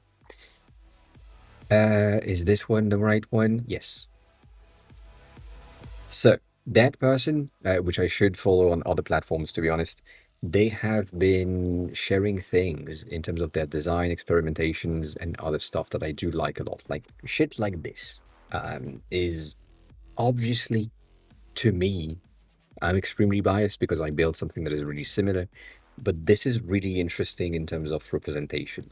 And they have done, or they had done in their initial IDs, some of their split representation for sleep things that are really good. If we can find one, because it's been a bit, but they've done this. It's really simple. It's a quarter of a circle, right? But if you had something like this in the overall vicinity of the app, when you have the split, it's just a very small amount of a gauge, right? That's simple. It could work. I don't know if it works with the design that you currently have. I don't think it does. But you can integrate a donut chart that isn't a full circle. Like it could be just a simple gauge, and that's an option. Making a representation of the split O-shaped cake diagram.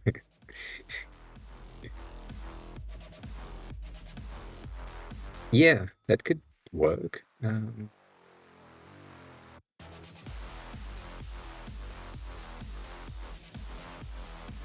Yeah. One of the thing that would be like massively annoying to build, but also potentially magnificently well made. If you had the logo in the corner or at the top of the website, the app, and it's there all the times, right? For some reason, and then you create a split, and the logo take the split. Like by default, it's just splitting in the amount of people that are in there, and it's just a percentage of something. So it's a tiny thing around here, right? You just end up with, you have your logo that is there, but let's say for some reason you are currently creating a split that is containing, I don't know, 3 people instead of 2, and you just get that, and god damn it, and that. Like your logo, just because you have a third person in that split that you're trying to do, just the logo just doesn't mean much until you start to define who is paying what, and then it matches, but it's just in the logo. So it's like something that is a 16 pixel by 16 pixel in the top of your fucking app. No one will notice it. You know, I know because I just gave you the ID. But other than that, small details. And then the only annoyance here is going to be users. You need like, I don't know, 16 user in that split. That is going to be kind of complicated, right? As soon as you have like way too many.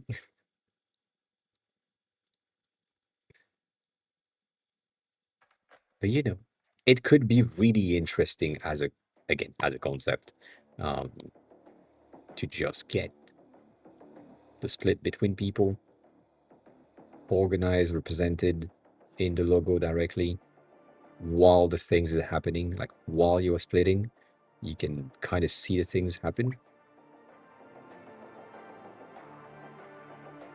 Why not?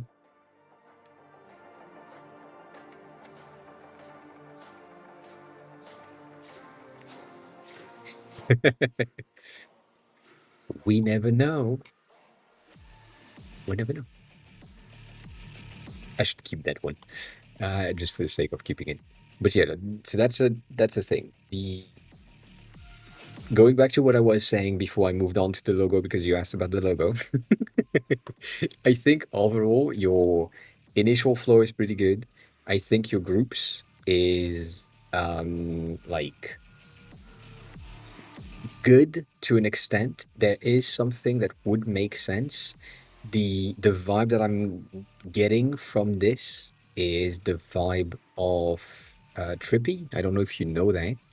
It's an app with which bitch.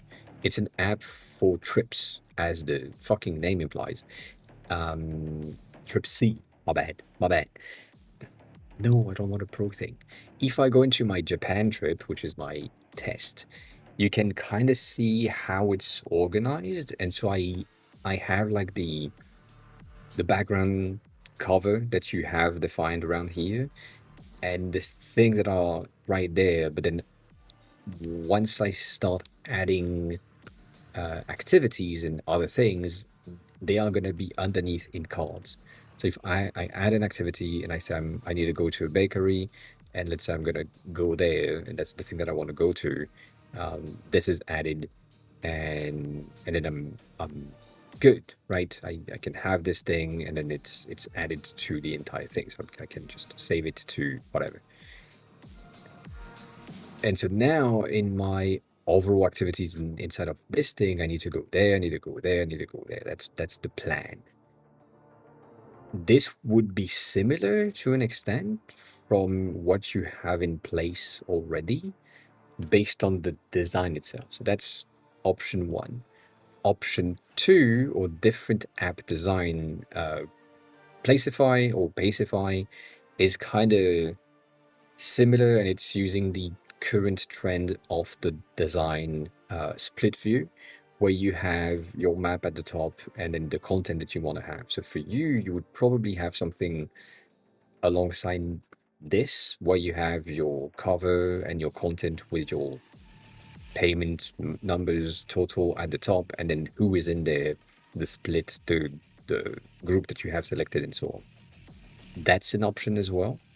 Again, not saying that it's what you need to do, but you could have like different representation for things to make the overall experience a bit better or a bit more organized. I don't think Billy would be good enough for this one because it doesn't look the same.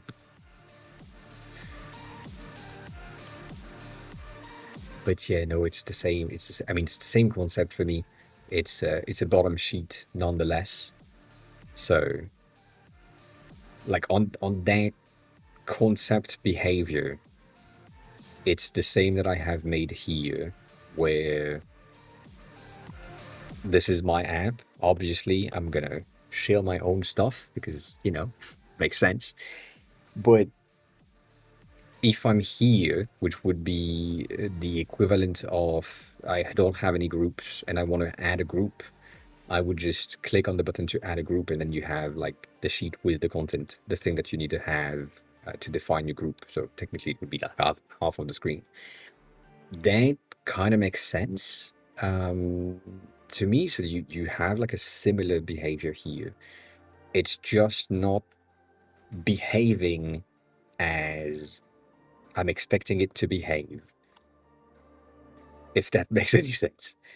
Right now, the difference in between these two screens that we have right here is I'm currently on an empty state, the gray thing, the first one, and then I'm clicking on the plus, create a new group. I'm having in my head, I'm having a bottom sheet that is sliding in.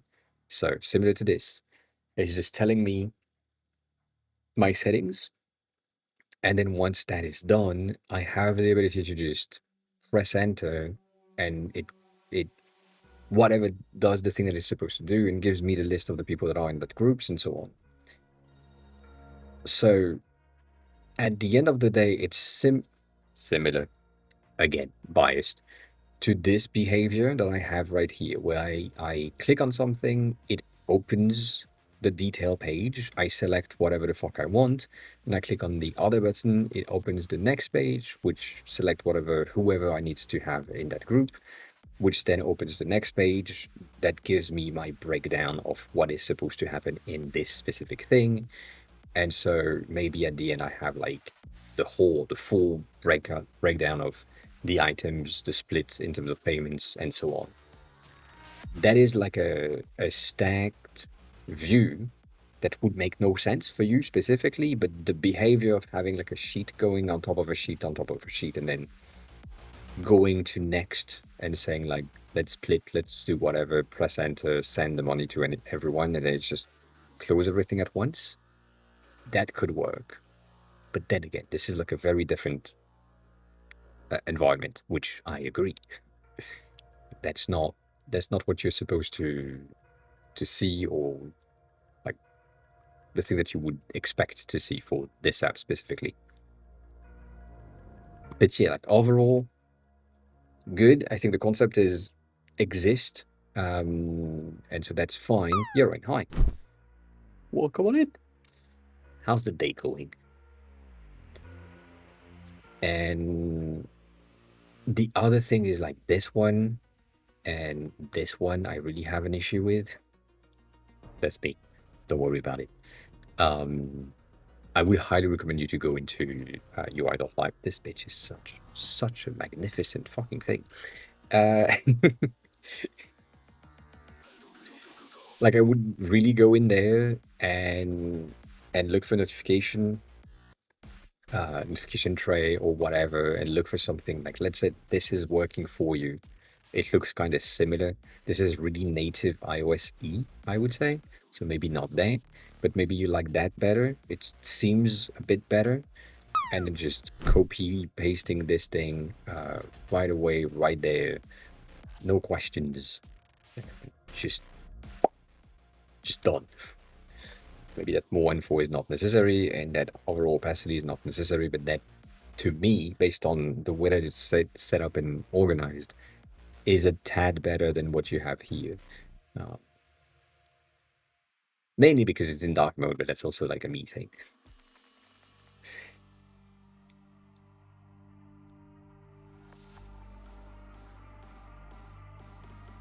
And congrats on that. That's true. That's your last week. Damn. Damn. I forgot, do you take like a week of vacation? Or no? I have a feeling you don't. You basically take a next week of vacations and then you go back to work to the new company. Did you land on top of each other? That's crazy.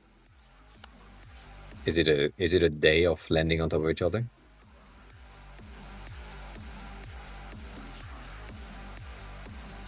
Maybe. Yes, that's what happened when you ask for a review. You have a lot of things to work on. Um, but yeah, overall, good concept, good implementation, pretty good. There are some things, as I said, alignments and layout and things, consistency across pages that can be improved upon. But other than that, that's fine. Um, my biggest thing is this concept wouldn't work, um, or would work, but weird. And yeah, other than that, keep working on it as always. And God damn it. Thanks a lot. I appreciate it. God damn. I don't know if we have sound for this. I don't think we do, but thanks a lot for the tip. That sounds kinky as fuck. Thanks a lot. I feel like we should have audio for this thing, but we don't. God damn. God damn. So, as I was saying before you did that, and then now that derailed myself. Thanks again. Appreciate it a lot. What I want you to do is work on it. I know that sounds like I'm giving you homework, but kind of. I want you to work on it, and then I want you to come back and show it to me once you have figured out some stuff, fixed the thing that I talked about, or figured out other things that needed to be implemented. I want to see the improvements. We want to know, and that's mostly what is the most fun things for me, where I have the first things, and then, you know, it's uh, it's good, but it could be improved upon. And then I see the improvements, and then I see the improvements, and then I see the improvements, and so on. So that is what we want to have. There is a ton of people. I don't think this website is still on, um, because I don't know, still. These are some of the, also that website has been not updated in days. But like most of these things are websites and stuff that I've worked on with other people to ensure that I can see the improvement in between the first stage of the design to once I go through, um, once I help, like, this thing, which is red right now. Or this thing, which needs a bit more fucking case studies from Denny. But yeah, that's what I kind of like to see. It's really nice to have like small links on the stuff that we worked on right there, Mom! not biased, and then that I can see like the updates. Um, you matched it to your chat colors. I see. That makes sense.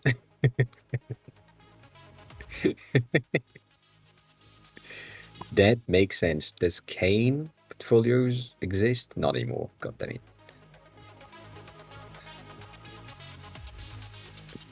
So yeah, that's the homework for you. You need to come back with some updates at some point when you have the time, and yeah, I appreciate it. But thank you for sharing. Thank you for the tips again. Appreciate it again.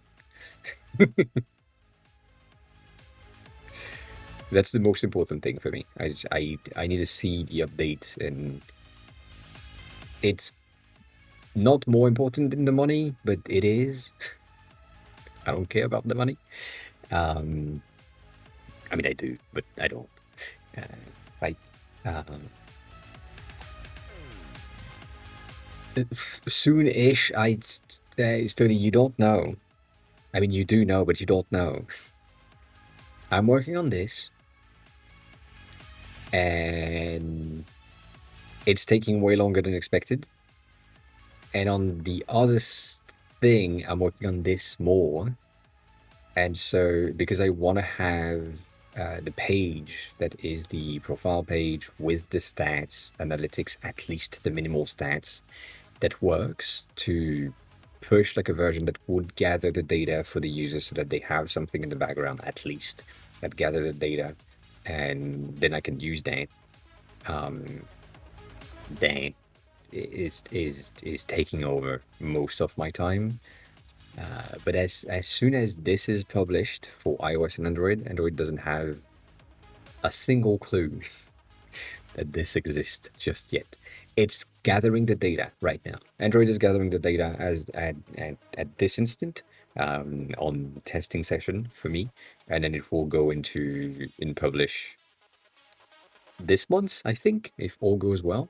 But right now I'm just in this for some fucking reason, and because I hit the limit of cursor, I'm kind of stuck. But yeah, I need that first, not really, but kinda.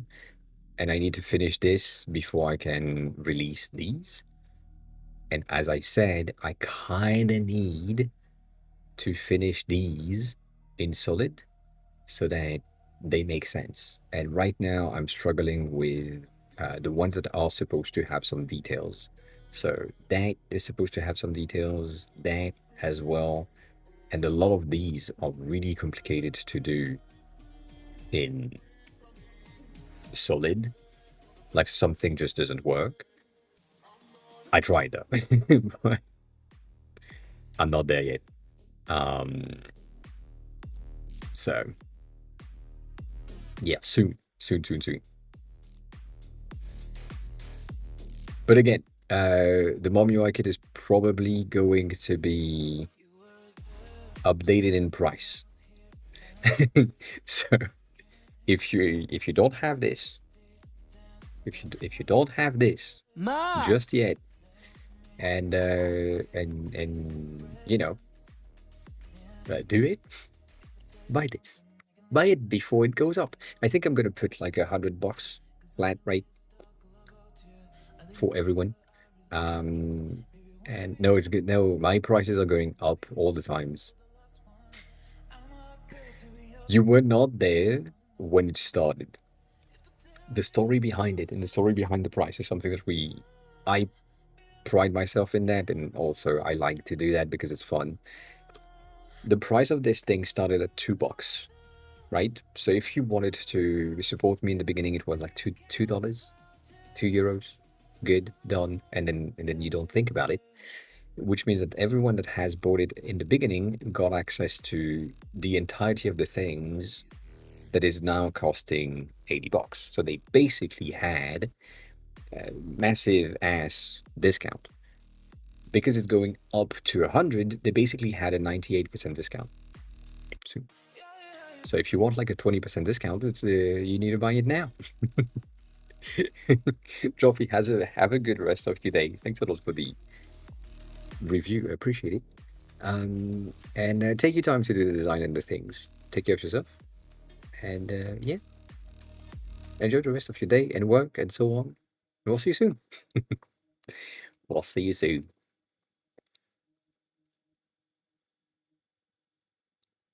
So yeah, that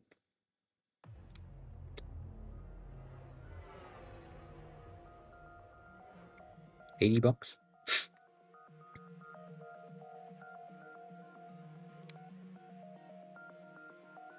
That's a 20% discount. And then also, if you want to just get a cut and you help me sell the thing, you basically get 50% off any sale you make. This is the most massive affiliate marketing that you will find on the internet. You sell something at $80, you get 40. So if you buy something at $80 and then you get 40 back because you sold them to someone else, you basically had it for $40. And then you sell it to someone else, you got it for free. And then you got it for someone else, and then you got paid to, do the things.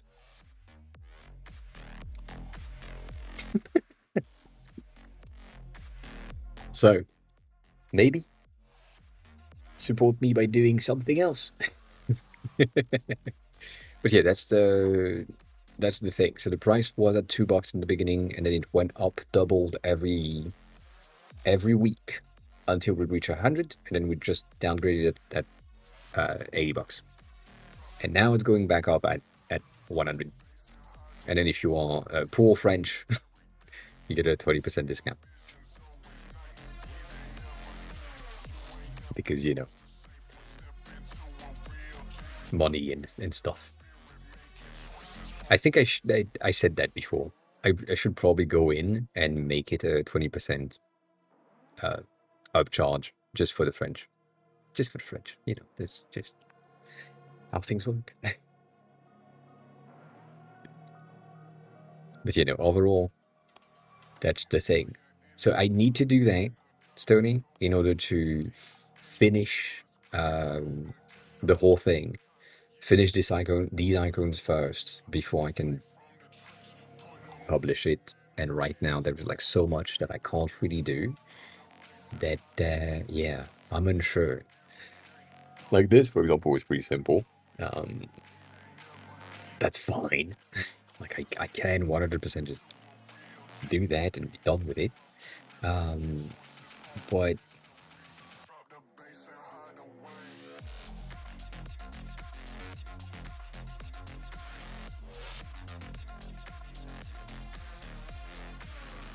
interesting. Oh, that's the reason. I see.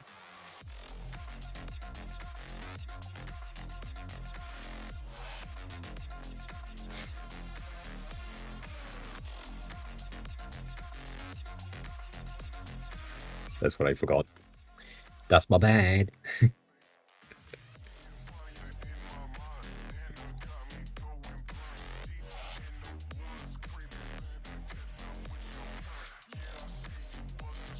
Why is it not working today? That's crazy.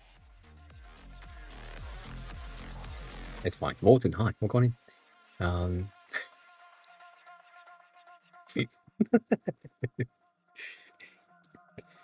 We'll see about that. We'll see about that. Oh, that's what's happening. I'm a dumbass. Right there. I forgot. I forgot about this. That is the reason. That is the reason it didn't work earlier. Yeah, that much better. That is supposed to be at 1 and with a fill as well. I feel like this one, if we put it at 1 as well, we're gonna get like a better avocado shapes-ish. You know. But again, going back to what I was saying a second ago, these are not making any sense to me in terms of rendering them in a way that work in solid. Like this one that I did for the French and the croissant is not good, specifically in pixelated mode. Again, I'm on 1x, but like it works, but it doesn't work. Like there is something missing about it.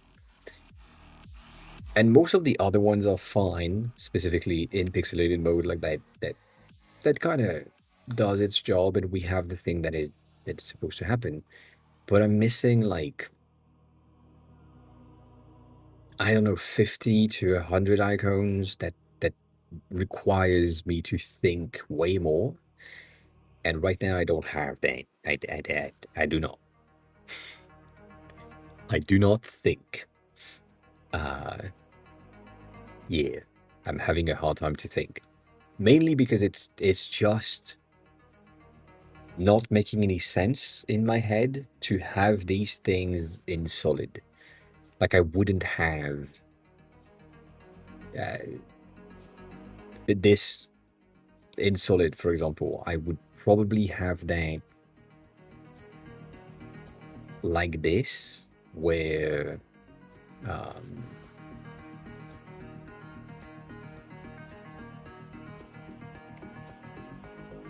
or I'm getting the sweater with a different color inside so that I can color in, but not the other way around. Like chopping things out for the closes makes absolutely no sense to me. Like these are debatable at best. At best, debatable. They work, but they don't work, which is why it's not good.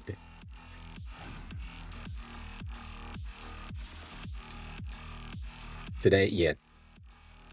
And again, perfectionist that I am, I don't want to release this if I don't have all of them done in solid. Like some of them makes no sense. Like these will never be in solid because they are not meant to be in solid.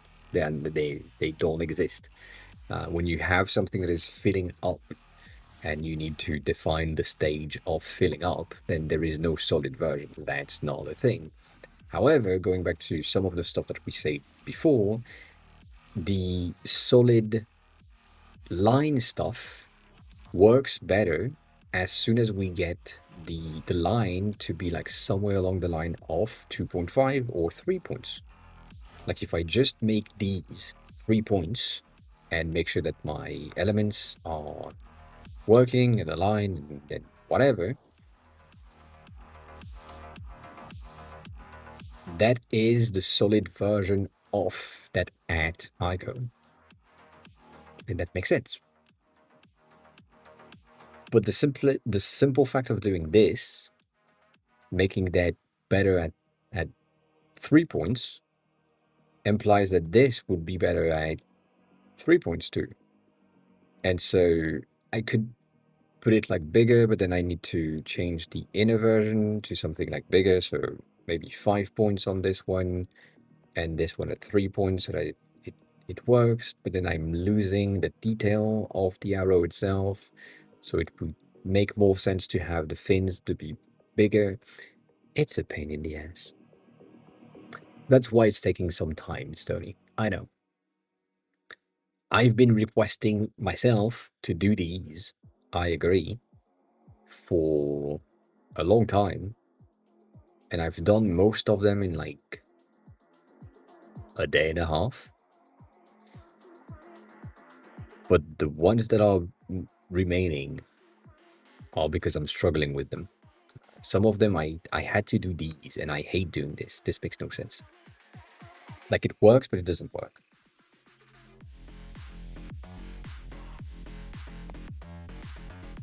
It's a weird version.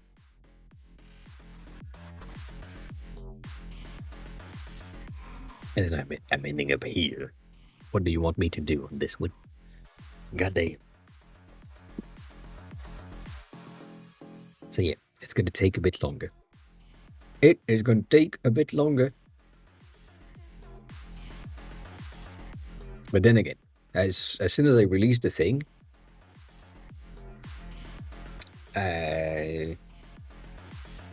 well, there will be a release. Yes, that. Yeah, no, as soon as I release the thing, there will be so much thing in that file because there is this entire thing which you can't see, and there is this entire thing which you haven't seen just yet. And yeah, like there is so much working in the background.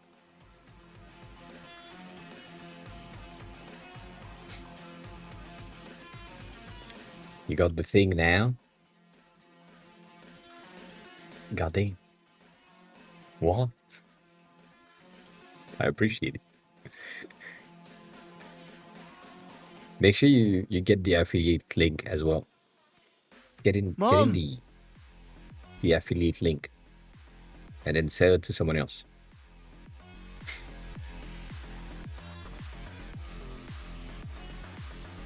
But thank you. Appreciate it.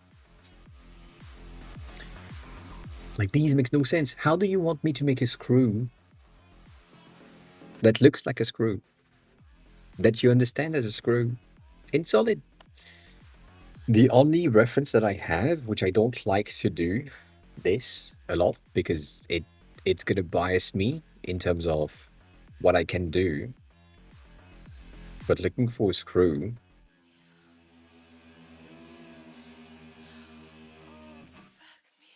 like that that screw doesn't exist apparently. Ah, that's yeah, that's an arrow.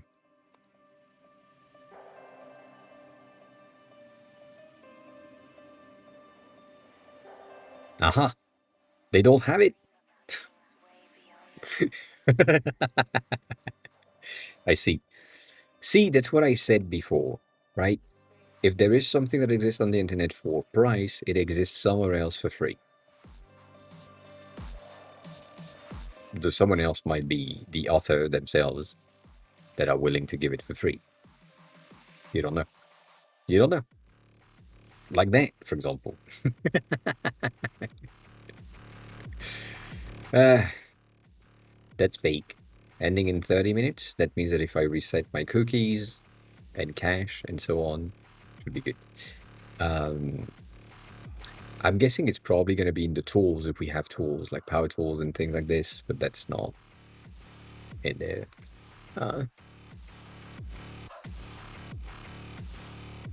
No, it's not a sub.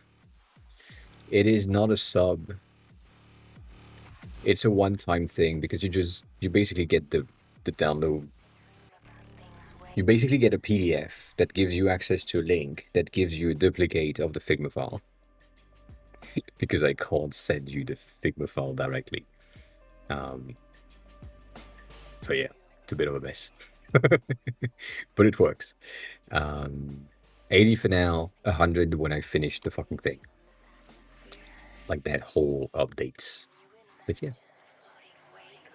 I'm also thinking about this, which I know we're not really talking about it, but in this one, and right now I can't really show you, but the current price for the lifetime plan is 200 bucks. Technically, for some places, it's 210. It depends. But that entire thing, the entire app for 200 bucks, where you get the entirety of the benefits, the entirety of the dictionaries, and no lives, no limitations, no whatever. That is like expensive, very expensive. So what I'm thinking about right now is giving you the ability to get the entire app for like a year and 2 days, a bit more than a year of monthly subscription. And then you basically have all of the features of the subscription without the dictionaries in a one-time payment. That could be a thing. I don't know yet. It feels off-ish. But then again, depending on where you live, the price of this thing is cheap as fuck. Yes, they come as, they come as a Figma file.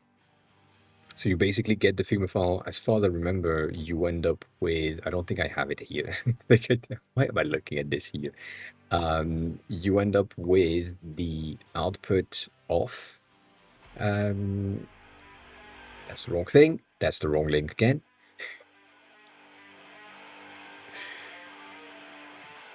Why am I not in a fucking column-based view, bitch? Like, get the fuck out. God damn. So, the output that release the things are supposedly giving you this, right? You get that PDF, and that PDF, you get that link. That's basically it. You click on it, you get access to the Figma file, and then you're good. The thing that we had before is this. We had a set of icon only download where you basically had the entirety of the icons organized by folders in SVGs. and right now you can't really see them. But yeah, that was the plan in the beginning, but then it became way too annoying to maintain as just the icon. So I would rather you get everything than just one of the pods. So yeah. And so yes, you can use it wherever the fuck you want. You can modify it as much as you want, whatever. But redistribute, resell, no. That's not that is not allowed.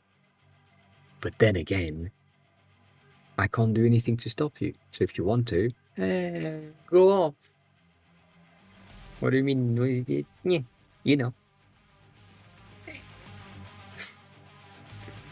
Again, I'm gonna press the button for the 16 times today. Mom! This link at the bottom, the affiliate link, is gonna be your best friend if you want to resell the thing and redistribute the thing. Because you just say you have this, and you know, because there is your link at the end, you getting 50% of whatever you sell. So for someone that is selling something at like $80, you get 40 back. And then as soon as it goes up to 100, anyone that buys it later, you get a 50 back. You know. And the reason why it's 50% is because at the end of the day, it's money that I wouldn't have seen. It's probably people that I wouldn't have been able to reach anyways. So you giving me the ability to reach someone else is already really good. And so I appreciate that. And that's why that happens.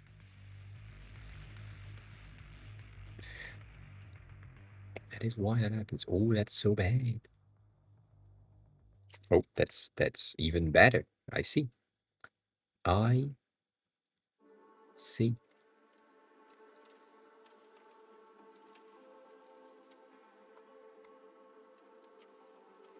See, that's the thing that's pissing me off.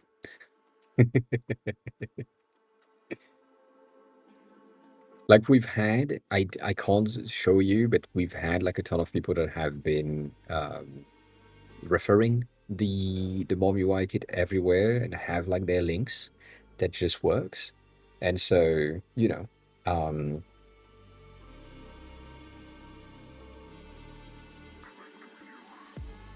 again, someone like Sony that bought it at $3, basically, if they decide to get someone else to buy it for whatever,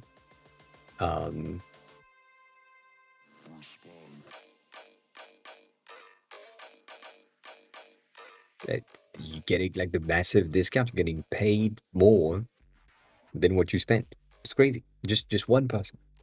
It's crazy. They shift in between versions for some of the solid ones because they are bigger overall, and it makes sense to have them like a 10 different. I know, but like this is different. Like for example, here, let me just, same thing. This one in the regular behavior is 1.5. That's the icon itself. The duplicate, the one that we use right here, is going to be probably 3 points. So in terms of the shift itself of how things are supposed to be, for me to be able to say, well, I kind of need this thing to be matching in terms of visual weight compared to the initial one.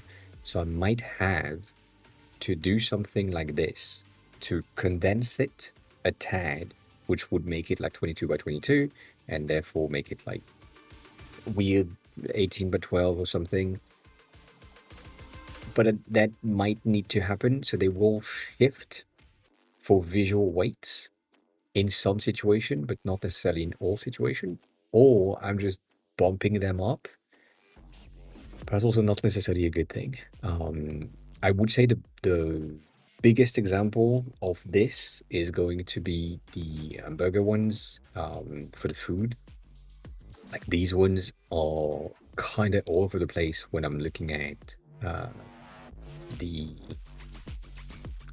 initial, I would say. So if I'm getting the hamburger regular and the hamburger non-regular, like you can see how the regular hamburger, because it is non-split, and you can do that, you end up with an icon that is way shorter in terms of its visual weight compared to the solid one. I don't like that. So there were like things in my head of maybe I could have the buns being like smaller and so on, but it didn't end up being really good, um, or not good enough at least.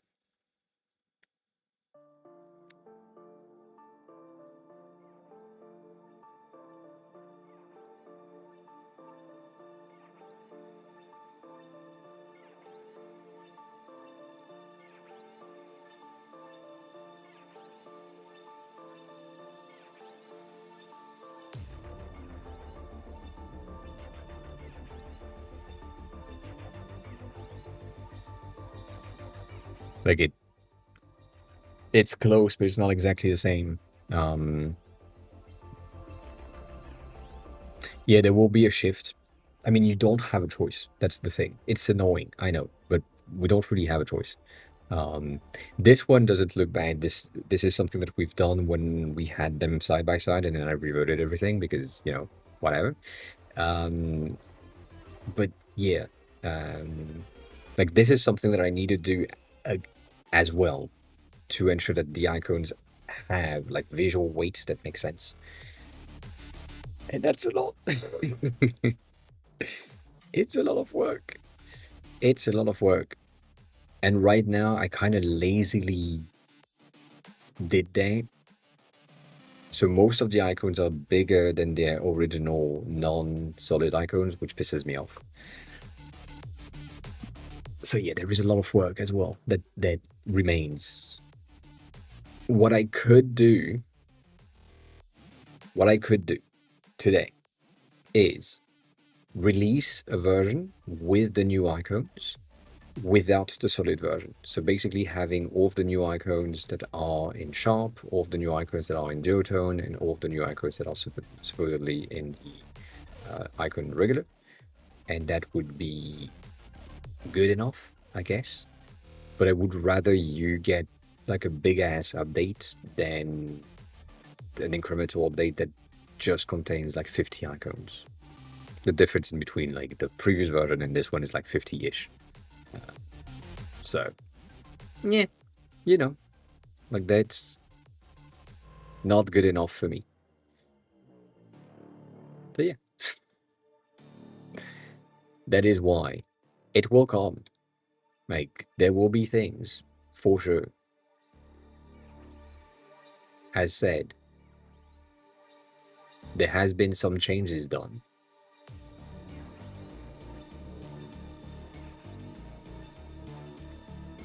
Small amount of changes. So yeah, that will happen.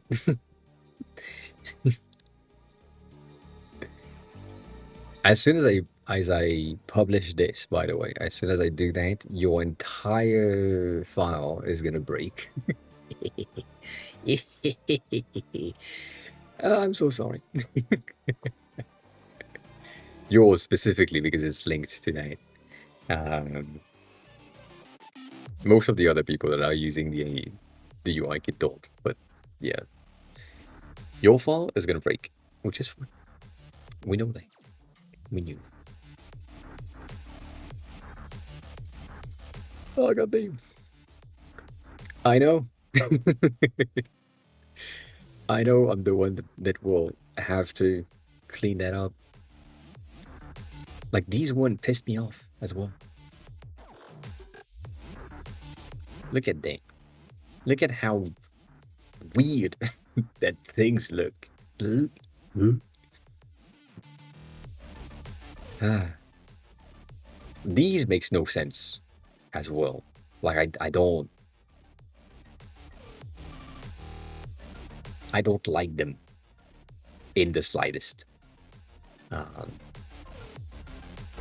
I I I do recognize them, but I don't like them per se. Like it's really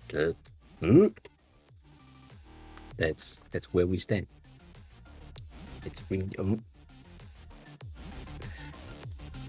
God damn.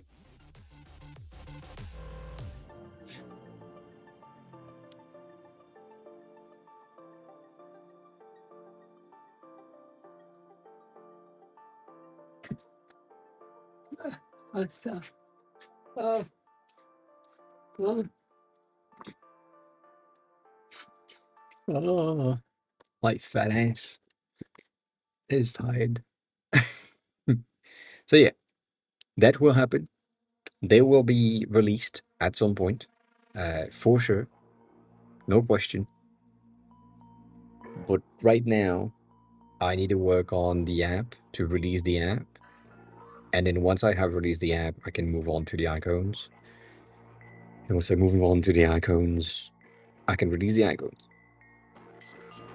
Ish. I want to release the rest as well. So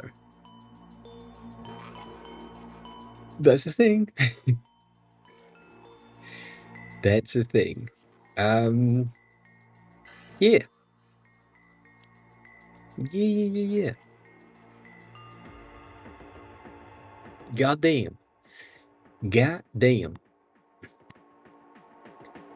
Who is live from now on? I don't see much. The real British teacup. Welcome on in. How are you? Who are you? How did you find the stream? You arrived right at the end. I'm looking for someone to rate. But yeah, welcome on in. Thank you for saying hi. I appreciate it. Maybe selling the sea. I don't know.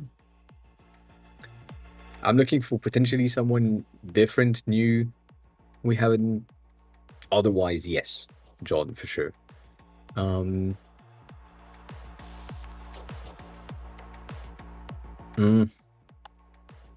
me check that.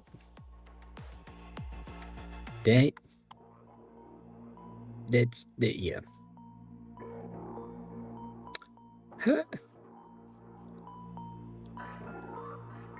We have Cat that is live, but she's playing like League, so no, not doing that. I did raid Gothic last time. He's live again, playing the same game again, so I don't think that's a good idea. I mean, I don't mind it, but you know, that's the thing.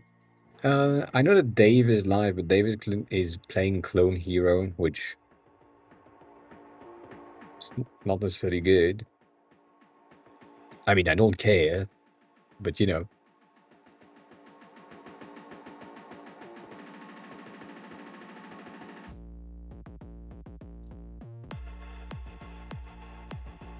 Goddamn.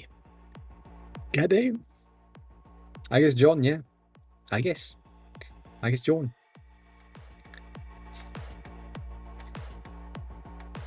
And the real British teacup is on John side. That's crazy. I just opened John's stream and he just screamed at.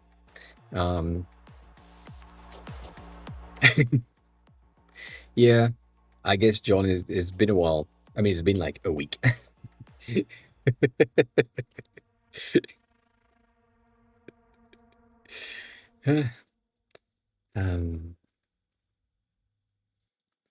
been a week. God damn, the man is loud. So yeah, that is what we are doing. Thanks a lot for being here, as always. I appreciate it. If you want to watch the VOD for some fucking reason, you know, right there, it's gonna be on YouTube. If you want to ask questions when I'm not live, join the Discord. It would be highly appreciated. And as always, if you want to catch me live, that's gonna be on Friday. Remember that there is no stream next week. I will be back in August, but I will remind you of that on Friday, as always. But yeah, I said a lot of things for sure today. And yeah, if you want to learn Japanese, Can is really good. If you want to give me some money, you can sub here, but that's not necessary. I would rather you buy Mom! a UI kit or something, something that makes sense. Nonetheless, I will not be doing the thing. No, I will not. And Stony, you won. Congrats. Congrats. And God damn it. I will see you soon. As always, eat something, drink something, be kind to each other.